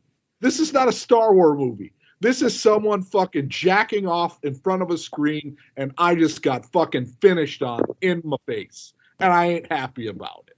Okay. You're pissed. Sorry, I had to get it out. No, I actually tell us how you feel. Yeah, I actually have the great Godfather, segue, by the way, Rick. Great segue. The father of my two godsons, guy who's like a brother to me, like a legitimate brother to me now, because he's going to be one of JJ's godfathers, shares a lot of the same, not quite as angry, but he has a lot of the same opinions about Last Jedi. How bad was Last Jedi when you spend a lot of Rise of Skywalker apologizing for Last Jedi? But the other thing, but the other thing too is that, this is why I think keep J.J. Abrams away from it. He set up that whole world. Where was Rian supposed to go? The opening crawl in Force Awakens is like, hey, remember your heroes? They all gave up on themselves. You know what I mean? Like, that's the world that was created. So what was Rian supposed to do? I'm not saying like I'm defending that movie in any way, shape, or form. I just think JJ, I feel like he did the same thing with Star Trek too. I'm not a huge fan of his Star Trek films. I think J.J. Abrams is good with his own creations and should stay away from other people's original IP. It doesn't work out because I don't think he truly understands him. That being said, yeah, I agree. They're trying to apologize in the final movie, but fuck, all three of them were awful. Like all three of them were just garbage, Disney garbage, and there's not really much to take away from it at all. Like they had plots and characters that went nowhere. They had no cohesive plan. I think that's the biggest takeaway from it. It was just like, and they killed Admiral Ackbar like a bitch. Yeah. They killed Ackbar that was the biggest ridiculous. Yeah, it would totally. Fucking Mary Poppins, Leia. Well, that was supposed to have a payoff. Unfortunately, a lot of things with her were supposed to have a payoff in Rise of Skywalker. And unfortunately, here's another thing too. How in Force Awakens do you not have Han, Chewie, Luke, and Leia in one scene having a reunion? Tell me how big of a fucking egregious cinema sin is that? Any idiot on the street could have done that. But this guy, and I know that was J.J. Abrams, but you fucking don't do that. And then you're just like completely clueless to that fact when you get, question. It was bad. It's bad. Fucking bad. So I have thoughts on this. First off, Rick, you'll appreciate the fact that upon going back and rewatching Force Awakens and Rise of Skywalker, I compared it to Star Trek Into Darkness, especially the last 20 minutes where you blatantly rip off everything. There are many different things that, would be a whole podcast in upon itself as to how JJ's is derivative in his own works between happenstance of things. And Matt's comment about being spooged on totally just destroyed any other disgusting comment that was made during the course of this podcast. We ain't getting canceled, but you know what? It needed to be said because here's the deal. There are a lot of people that would probably probably would say worse than I did probably there, but still, it's like. I've read worse things on the internet than what you just said. Oh, okay. Totally. But I've done worse. Here's the thing. No. It's like when you love this so damn, much. Rick. Oh shit, dude. Did I break you? I thought meeting you was enough, but then I've broken you over the virtual medium. Rick's over going, I've done worse than that. Good Lord. But no, actually, so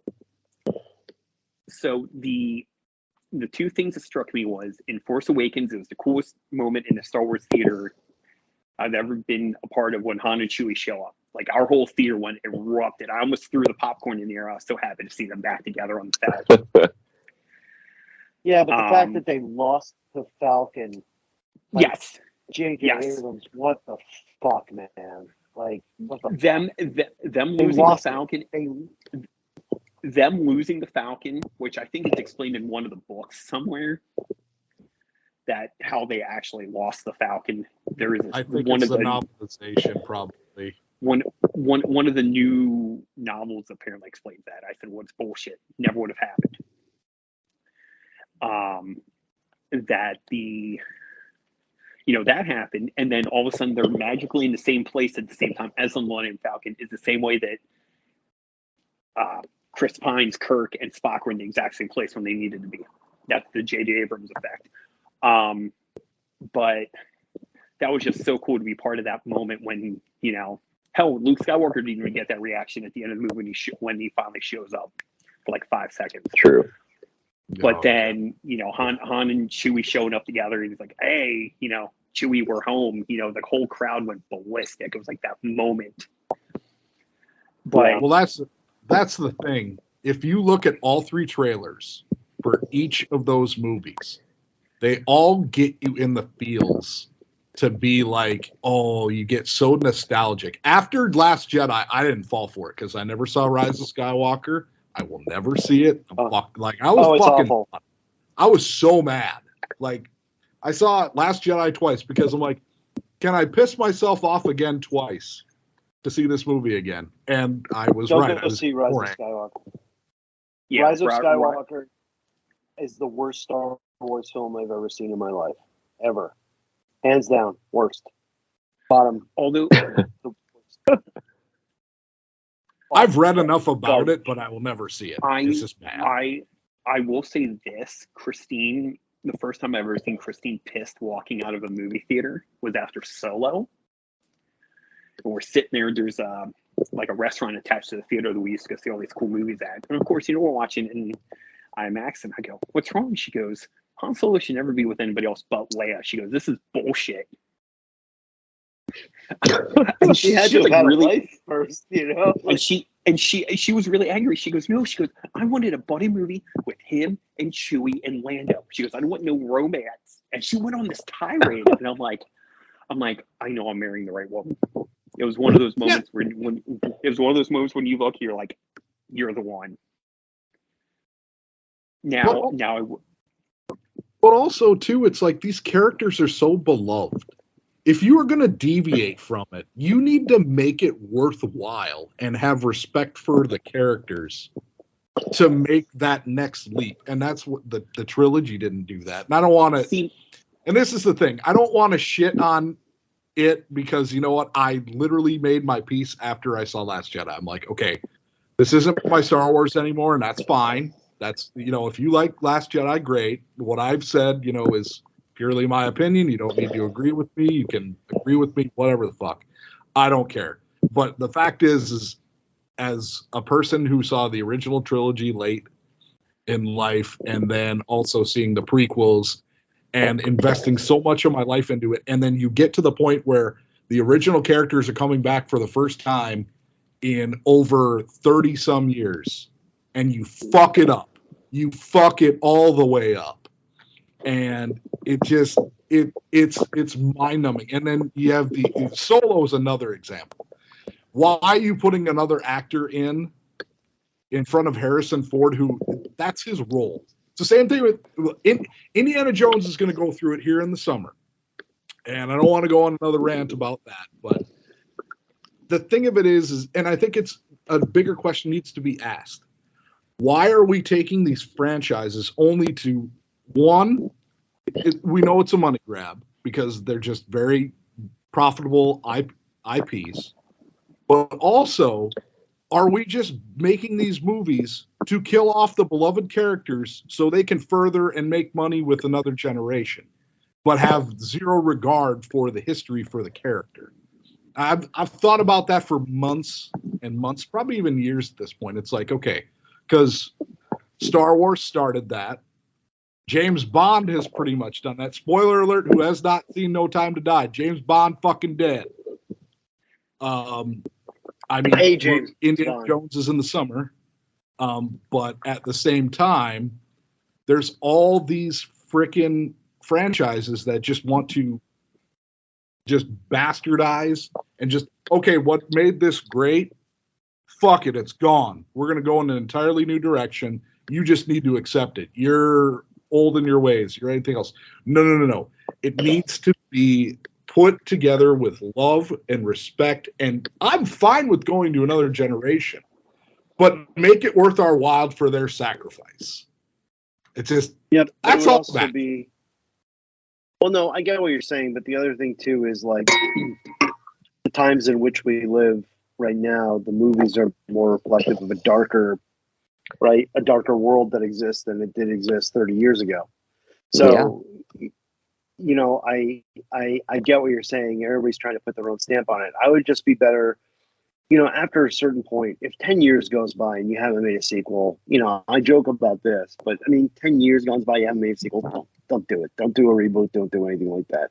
If you're going to do a reboot about something, do a reboot of a movie that was terrible. Try and do it better. You know, like, you know, do something like that. But I agree. I'm not looking forward to the new Indiana Jones, and it's because the last one was just such. It was so bad. Yeah. It was so bad, and then I know. You know. I know. It was. I know. But it's just like, here's the deal. It's like it's raping your childhood. It's like doing all the bad things. It's like you love something so much and you want it to be great forever and ever and ever. And then when you see something that is inferior, you can't help but be pissed and just say, like, because to me, you could be mad your entire life. And trust me, there's enough people on the internet that do that. Me, I've chose to move on. Like, my rant here will live in infamy, and that's where it will stay. I will not go farther than that. But it's the other thing too is expectation. Really sad.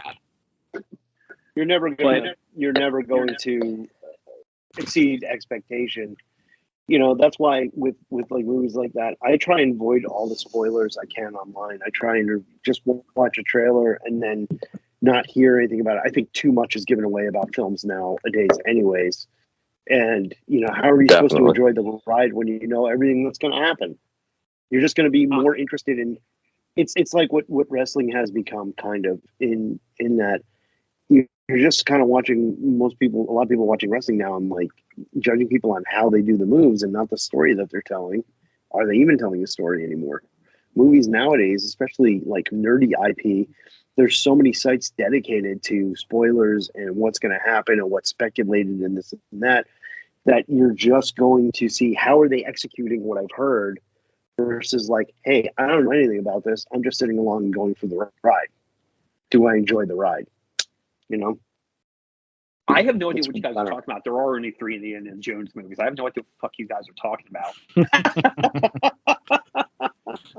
You're not wrong. And I was going to say they've killed a James Bond. I'm one of those people who believes James Bond is a code name given to the 007 agent. And that's why all the people who play James Bond have all the James Bond. That would be a new wrinkle. But also, but here's the thing. And I will say this. I was not super pissed because, I mean, to me, No Time to Die. First time they ever did it. Yes. But also, too, No Time to Die, to me, just screams remake of On Her Majesty's Secret Service, just with Bond dying instead of Bond's wife. Spoiler alert for you kids have not seen a James Bond movie from the 1960s. Bond's wife dies in movie 5. In movie 6, sorry. Poor George Lazenby. You just totally Diana, sounded right? like you just totally sounded like Jeff Bowden there for a second. I can't shake that one. I know. Well, at some point, I want to do a Bond podcast with Jeff. I want to get that out because I'm really sad. My James Bond podcast that I did listen to just ended. And there are guys from the UK that are really great. Nerdy. My nerd heart does it good when people are entertained. They're so knowledgeable about the subject, and it's so wonderful, and it's created with great reverence and happiness, and that's to me, when you like something like that, I would, if you're doing a podcast, I gravitate to that so much more than me just fucking shitting on it. But whatever Rick just said kind of goes back to how I feel about Marvel movies anymore. And Rick, being a comic book fan, will probably appreciate this. You think you know how it's going to happen, and you can sit there and speculate, but they've changed the game so much on them, you don't know what's going to happen. And I think Marvel movies give away too much in the trailers now, and there's just too much out there. Like, we all know that, yes, the Kang Dynasty and Secret Wars are coming. How are you going to build to that point? You know what? Just get me there. I want to see it, and I want to be surprised. I've been surprised the Marvel movies have been so good because I've always thought Marvel comics are not, like the actual written comics they do are not that great. And I don't think they do in the comics. I do not think they do cosmic events very well. And yet Infinity War was so good. Like, it's such a weird dichotomy. I'm more of a DC guy anyways, but like, DC does these amazing comics, and then their movies have been so terrible. Like this weird, but their animated stuff is straight fire, though. Oh my god, I am looking forward to the new DC movie lineup though, big time. Like, I'm Green Lantern's my favorite, like, comic book character. I'm so looking forward to them. They're gonna do the show like a true detective in space, so I'm really looking forward to that. And like Booster Gold, that's what's gotten me. Booster Gold, yeah, absolutely. I'm so stoked about that stuff. It's really better see Ted Kord in it, like, yes, I better see some Blue Beetle Ted Kord action in there. Swamp Thing, cool stuff. But is Swamp Thing going to be more the Alan Moore Swamp Thing, or is it going to be? I hope so. I'm hoping, man. I spent so much time the other day arguing with people about the James Gunn thing. They're like, "Oh, he's not going to be able to do this. This is all bullshit." I said, the guy took Guardians of the Galaxy and made them household names. He's arguably made the most enjoyable DC movie in a very long time with Suicide Squad. Peacemaker TV show is amazing. It was. Yeah. And I said, just give it a chance. Just give him a chance. He knows what he's doing. He would not be signing on to this if he did not know. He's the Kevin Feige of DC Comics now, because they did not have one. Yeah. And you can tell he cares because he's dropping knowledge left and right. He's dropping, I love the Grant Morrison Batman run. I'm like, that's deep, dude. Okay. All right. I see what you got going on here. And, and it makes me very, I kind of hope he directs Booster Gold just so he can do like Guardians of the Galaxy type deal. Because I think that's the type of character you could do where it's like. That's very much up his alley. Yeah. That's very much up his alley. Like, I don't want him touching Green Lantern. I want him touching Booster Gold. Like, Green Lantern, I want to be as serious as possible. I want to see as much of it as possible. Right. I love Hal Jordan. I love Jon Stewart. Yes. I freaking love Guy Gardner. I want to see Guy Gardner done the right way. And Kyle, and I even love the two new ones. All of it. It's great. And I'm just excited. I would also like to see, I know it's just the start. I like the first Shazam movie. I'm looking forward to the next one. I thought Black Adam was awful. Val and I watched it, and we were just kind of like, this is The Rock just trying to make himself look good in this movie. Yeah. And not really trying to do a real movie. But the Suicide Squad was great. They've done some really good stuff, and hopefully they even said, Elseworlds is going to be on the table too, because the Batman he's considering, Earth One Batman So, it'd be interesting to see what they would potentially do from Elseworlds, which was a great run of comics in the 90s, and they still do stuff occasionally today. And I do love that. I do love the and right now DC's going through a thing where they do every so often where they just kind of kind of redo their continuity a little bit and restart it, and they're doing it to put Nightwing front and center. And I'd really like to see if they could do a Nightwing movie or something. I didn't watch any of the Titans, which I thought would kind of skew teen garbage, but I'd really love to see Dick Grayson done really well. Believe it or not, Titans was actually really good.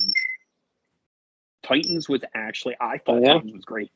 The guy who played Dick on Titans does a really good job. Like, you can totally see. Yes. Yeah, I mean, just give it a chance. It starts a little slow. The first, 3 or 4 episodes are kind of slow, but then it picks up and it's like, okay, you get into it and stuff like that. There's some decisions made that, but they play out. There's some things done, but they all play out in the course of the series, which I was a little concerned with. So question for you, Rick. You mentioned Hal Jordan. Who do you think should play Hal Jordan? Oh, this is a very, because I can tell you I would have said 10, 15 years ago, I would have said me. Because my hair was just grown gray on the sides and I had been acting. But nowadays, I don't know. I almost feel like with characters like that, it's almost better to do kind of, not exactly an unknown, but somebody who hasn't played a major character yet that they can own. You know what I mean? Like, so I don't know who I'd put. I wouldn't want the actor to overshadow the role. I really wouldn't. Jon Stewart, same kind of thing. Like, I'd almost get a couple of unknowns that are really good and could potentially, are ready to take that next step to helm a series, or up and coming names. So you tell me, who would you like?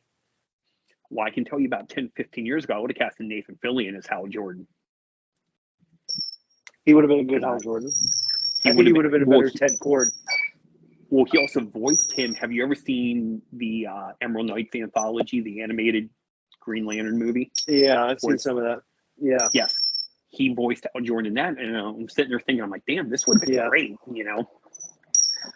But, and I hate to say it, who I think would play a good Jon Stewart? Michael B. Jordan. Michael B. Jordan. That was a name that came to mind. I think he'd be pretty good. Would he want to do it though? That's the question. Yeah, exactly. But then again, you're tossing around names of people who played other characters already. Like that's the other thing too. Yeah. Like I feel like you almost kind of have to make it a little bit of an unknown. Let them own the character. Let them become the character. So it's not so. I think that's kind of like what's made Pedro Pascal so good and stuff. Like, he's not exactly an unknown, but he's not like, it's people aren't going like, I'm watching this to see how Pedro Pascal is going to play this part. They're watching it and they're being amazed by Pedro Pascal in the role, Yeah, no, I totally agree. I mean, although I will say Wonder Woman 84 made him look terrible. I thought that was so awful. Yeah, but he's good. He's able to recover from it with plenty of other stuff, Oh God, no, I totally agree. Like, it didn't ruin his standing with me at all. I mean, what they did with Maxwell Lord in that was, that's really like the way they wrote Maxwell Lord in that is just like they wrote him as like 1980s Justice League International Maxwell Lord instead of like literally like at the same time that was going on. Like in the Wonder Woman comics.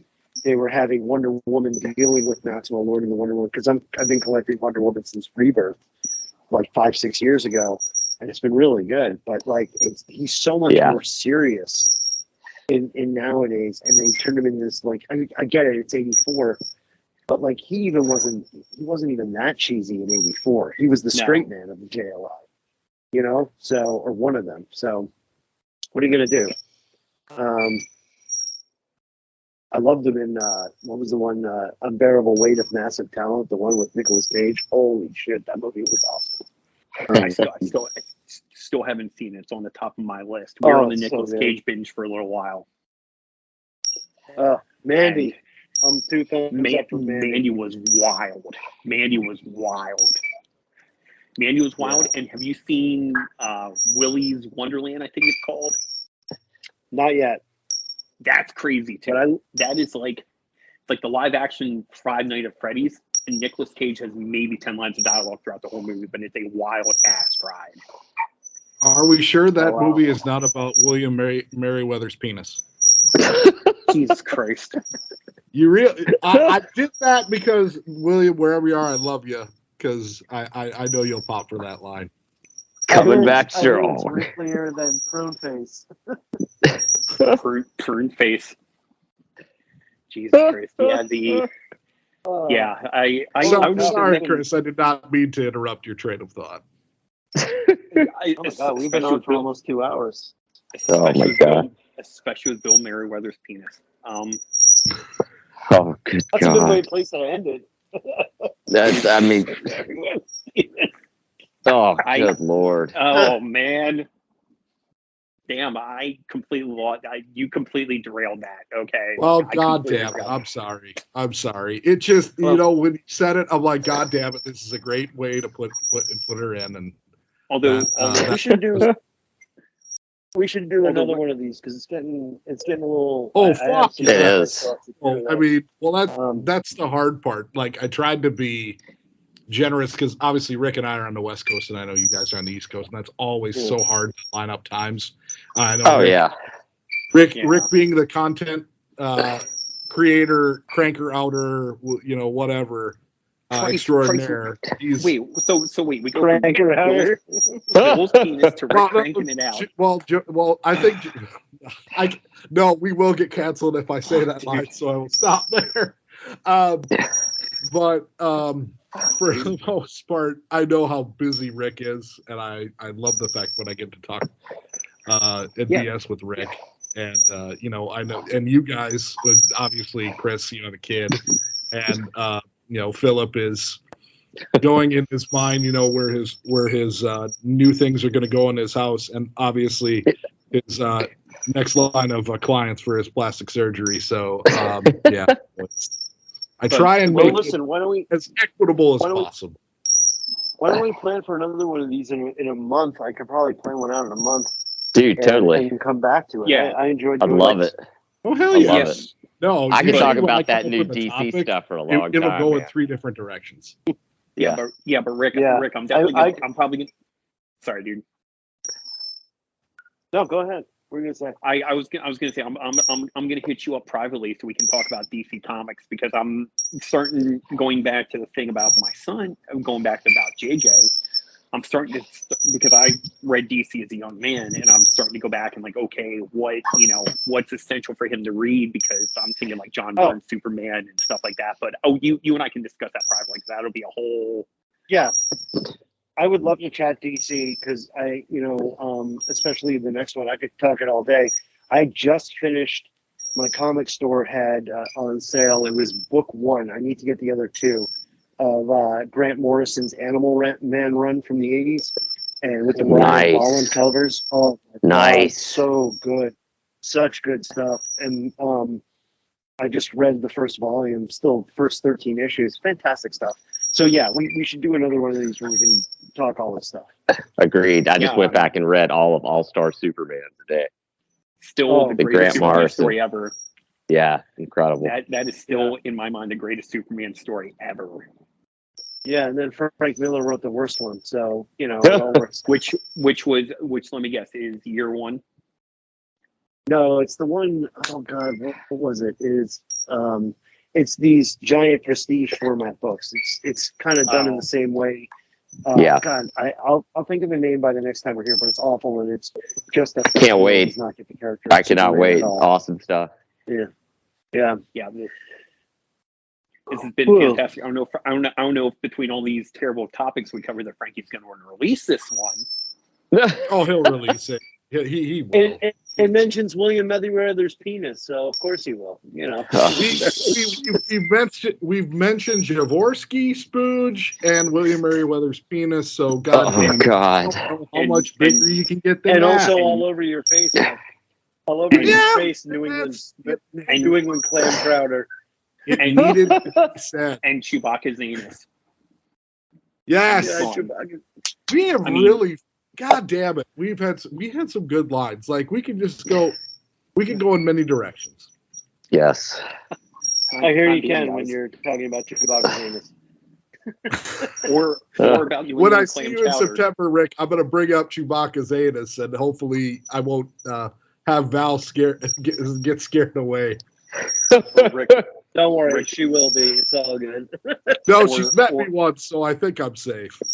Or Rick and his New England clam chowder. I'm never going to be able to look at Rick and Nathan the same way ever again. No, it's New England clam crowder. Oh God! Fuck, it's even worse. Oh fuck, God! It's even worse. Is it? I mean, is it the red or the white? Obviously, the white. Excuse me. Don't you dare Ace Ventura me. Thank you, Rick. I fucking love you. Thank you for that. Because incredible. Thank you. Whenever I see New England clam chowder, that's what I expect the response to be. Thank you, Rick. I fucking love you. You mean the red? Oh, I love you too, man. All right, guys, I gotta get going, but you guys have a good evening. Sounds good. You too, bro. All right, man. Again. Thanks, guys. Definitely. Thanks, can't wait. I love Thank you, guys. You guys are this awesome. was fantastic. And, we'll do this again sometime. Absolutely. Right, cannot wait. All right. Love you guys. Talk to you later. Love you guys. Peace. Bye-bye. Bye. Peace. All right, folks, we are back. That was Matt Crowder's Nerd Talk, and you heard a bunch of nerds in that group talking about a bunch of nerdy stuff. There's that heel in you, Frankie. Yeah, talk nerdy to me, I think one of them said. Another piece of news this week is that the CW Legends Fan Fest will be ceasing to exist after this coming June. And that's very sad news for me and a lot of people. And last night, Janice said to me, because she's in the group and saw that it's ending, and she said, "Hey, since this is the last one, I think we should bring Colin Spencer." And as I posted in the group, that Colin's the only person that applied to all of the times that we offered applications for the CW Legends sponsorship. That we have put the name of Joe Christie, who we lost before he could make it there. And so I thought, man, that is just so nice of my wife to be thinking, of this person she doesn't even know. I mean, she doesn't know Colin. We don't interact with Colin. But, she's thinking of him. And so last night we booked him. And so now this year, just the same as the past 3 or 4, we have booked 2 people to come to this. Michael Vogari and Colin Spencer will be attending this one.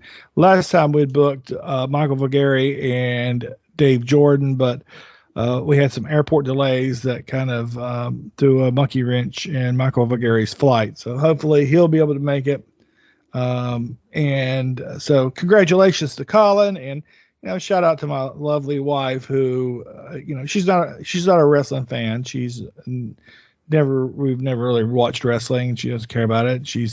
Doesn't listen to the Breaking Kayfabe with Bowser and Barry podcast. She doesn't have time.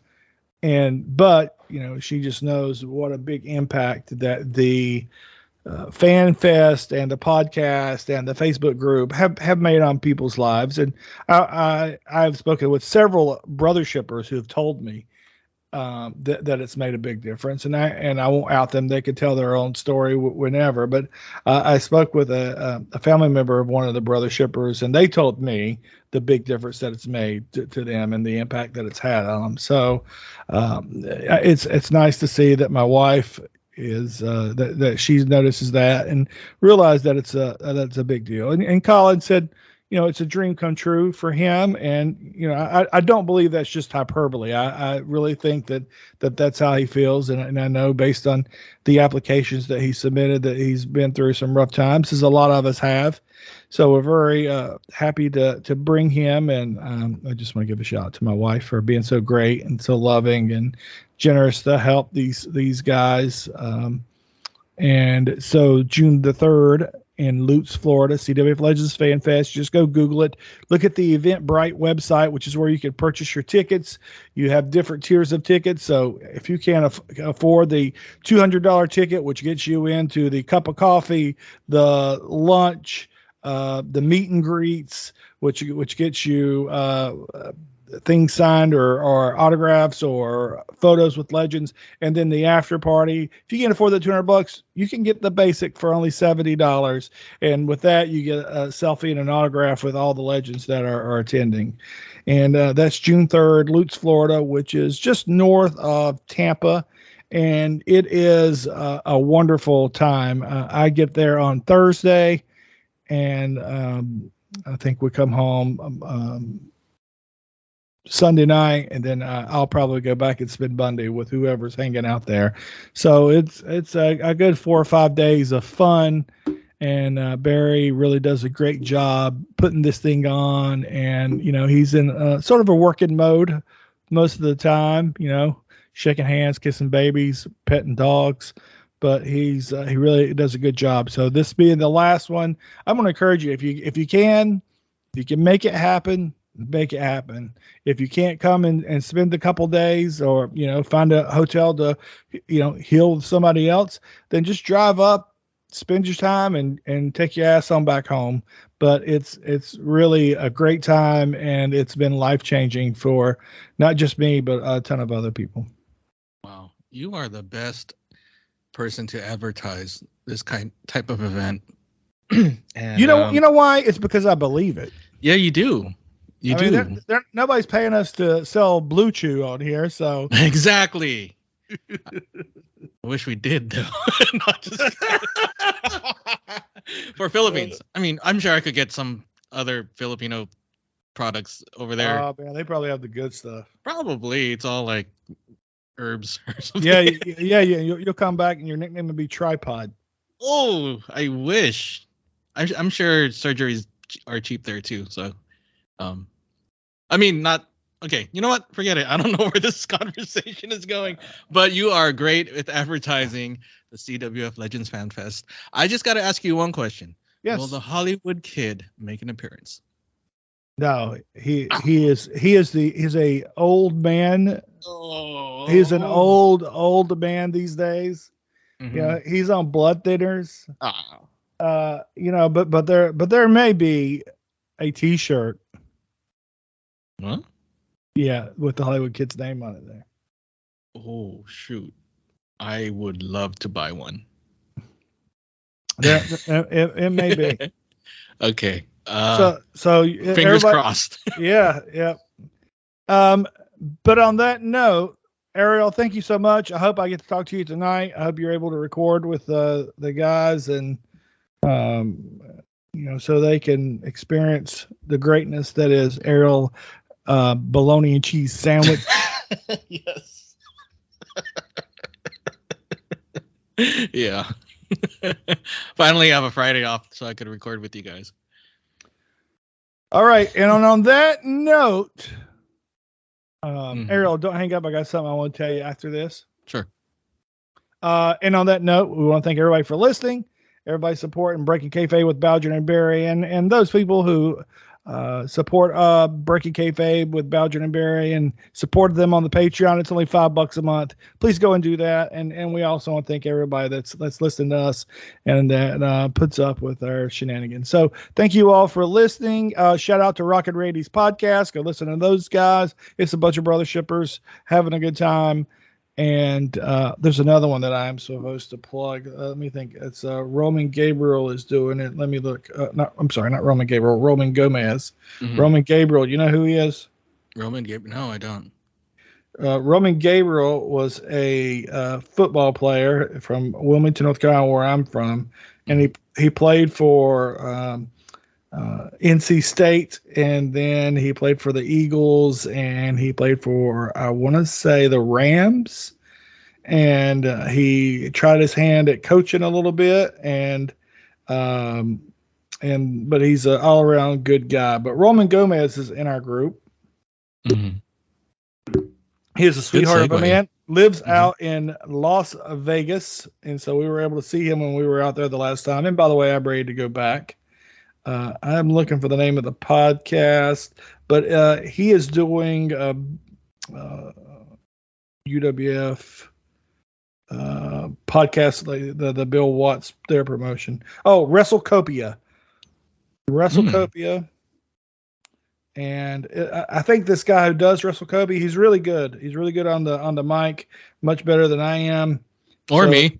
No, you're great. No, I'm not. I'm like a Van Vader. I'm a big fat piece of shit. Oh, come on. Stop that. Let's see, not Wrestle Rose. Shout out to them also. Yeah. Dang. Let's see. UW. Let me search UWF. I really want to get this because Roman's a great guy. Yeah. And good with food also. Bringing brother shippers to really awesome restaurants. Yeah, that's 100% correct. Let me just Google the WrestleCopia. Mm-hmm. I was speaking to. It pulls up WrestleCopia instead of Wrestle. Okay. I'll have to edit this, but it'll be worth it. Yeah. I just don't want some bunch of dead air. So shout out to It's really WrestleCopia, right? Well, that's the podcast network. Okay. Oh, okay. It's let's see. Oh, the Regional Wrestling Podcast. Shit. There you go. Yep. It's the Regional Wrestling Podcast on the WrestleCopia Podcast Network. And Roman Gomez, who was previously on the Mid-Atlantic Podcast with Mike Sempervive, is on there. And this guy, he's had Kerry Silken on. He's had, I don't know, a bunch of other people. But Roman has been on there with the Regional Wrestling Podcast. That's it. Shout out to them. And wrestling is not spelled wrestling. It's like wrestling. But you'll find it. Okay, cool. But anyway, so shout out to those guys. And any other shout outs? No. not on mine. Right, very good. All right. Errol, you hang on. I got something to tell you. And then for everybody else, we thank you for listening. So long. Goodbye. Bye.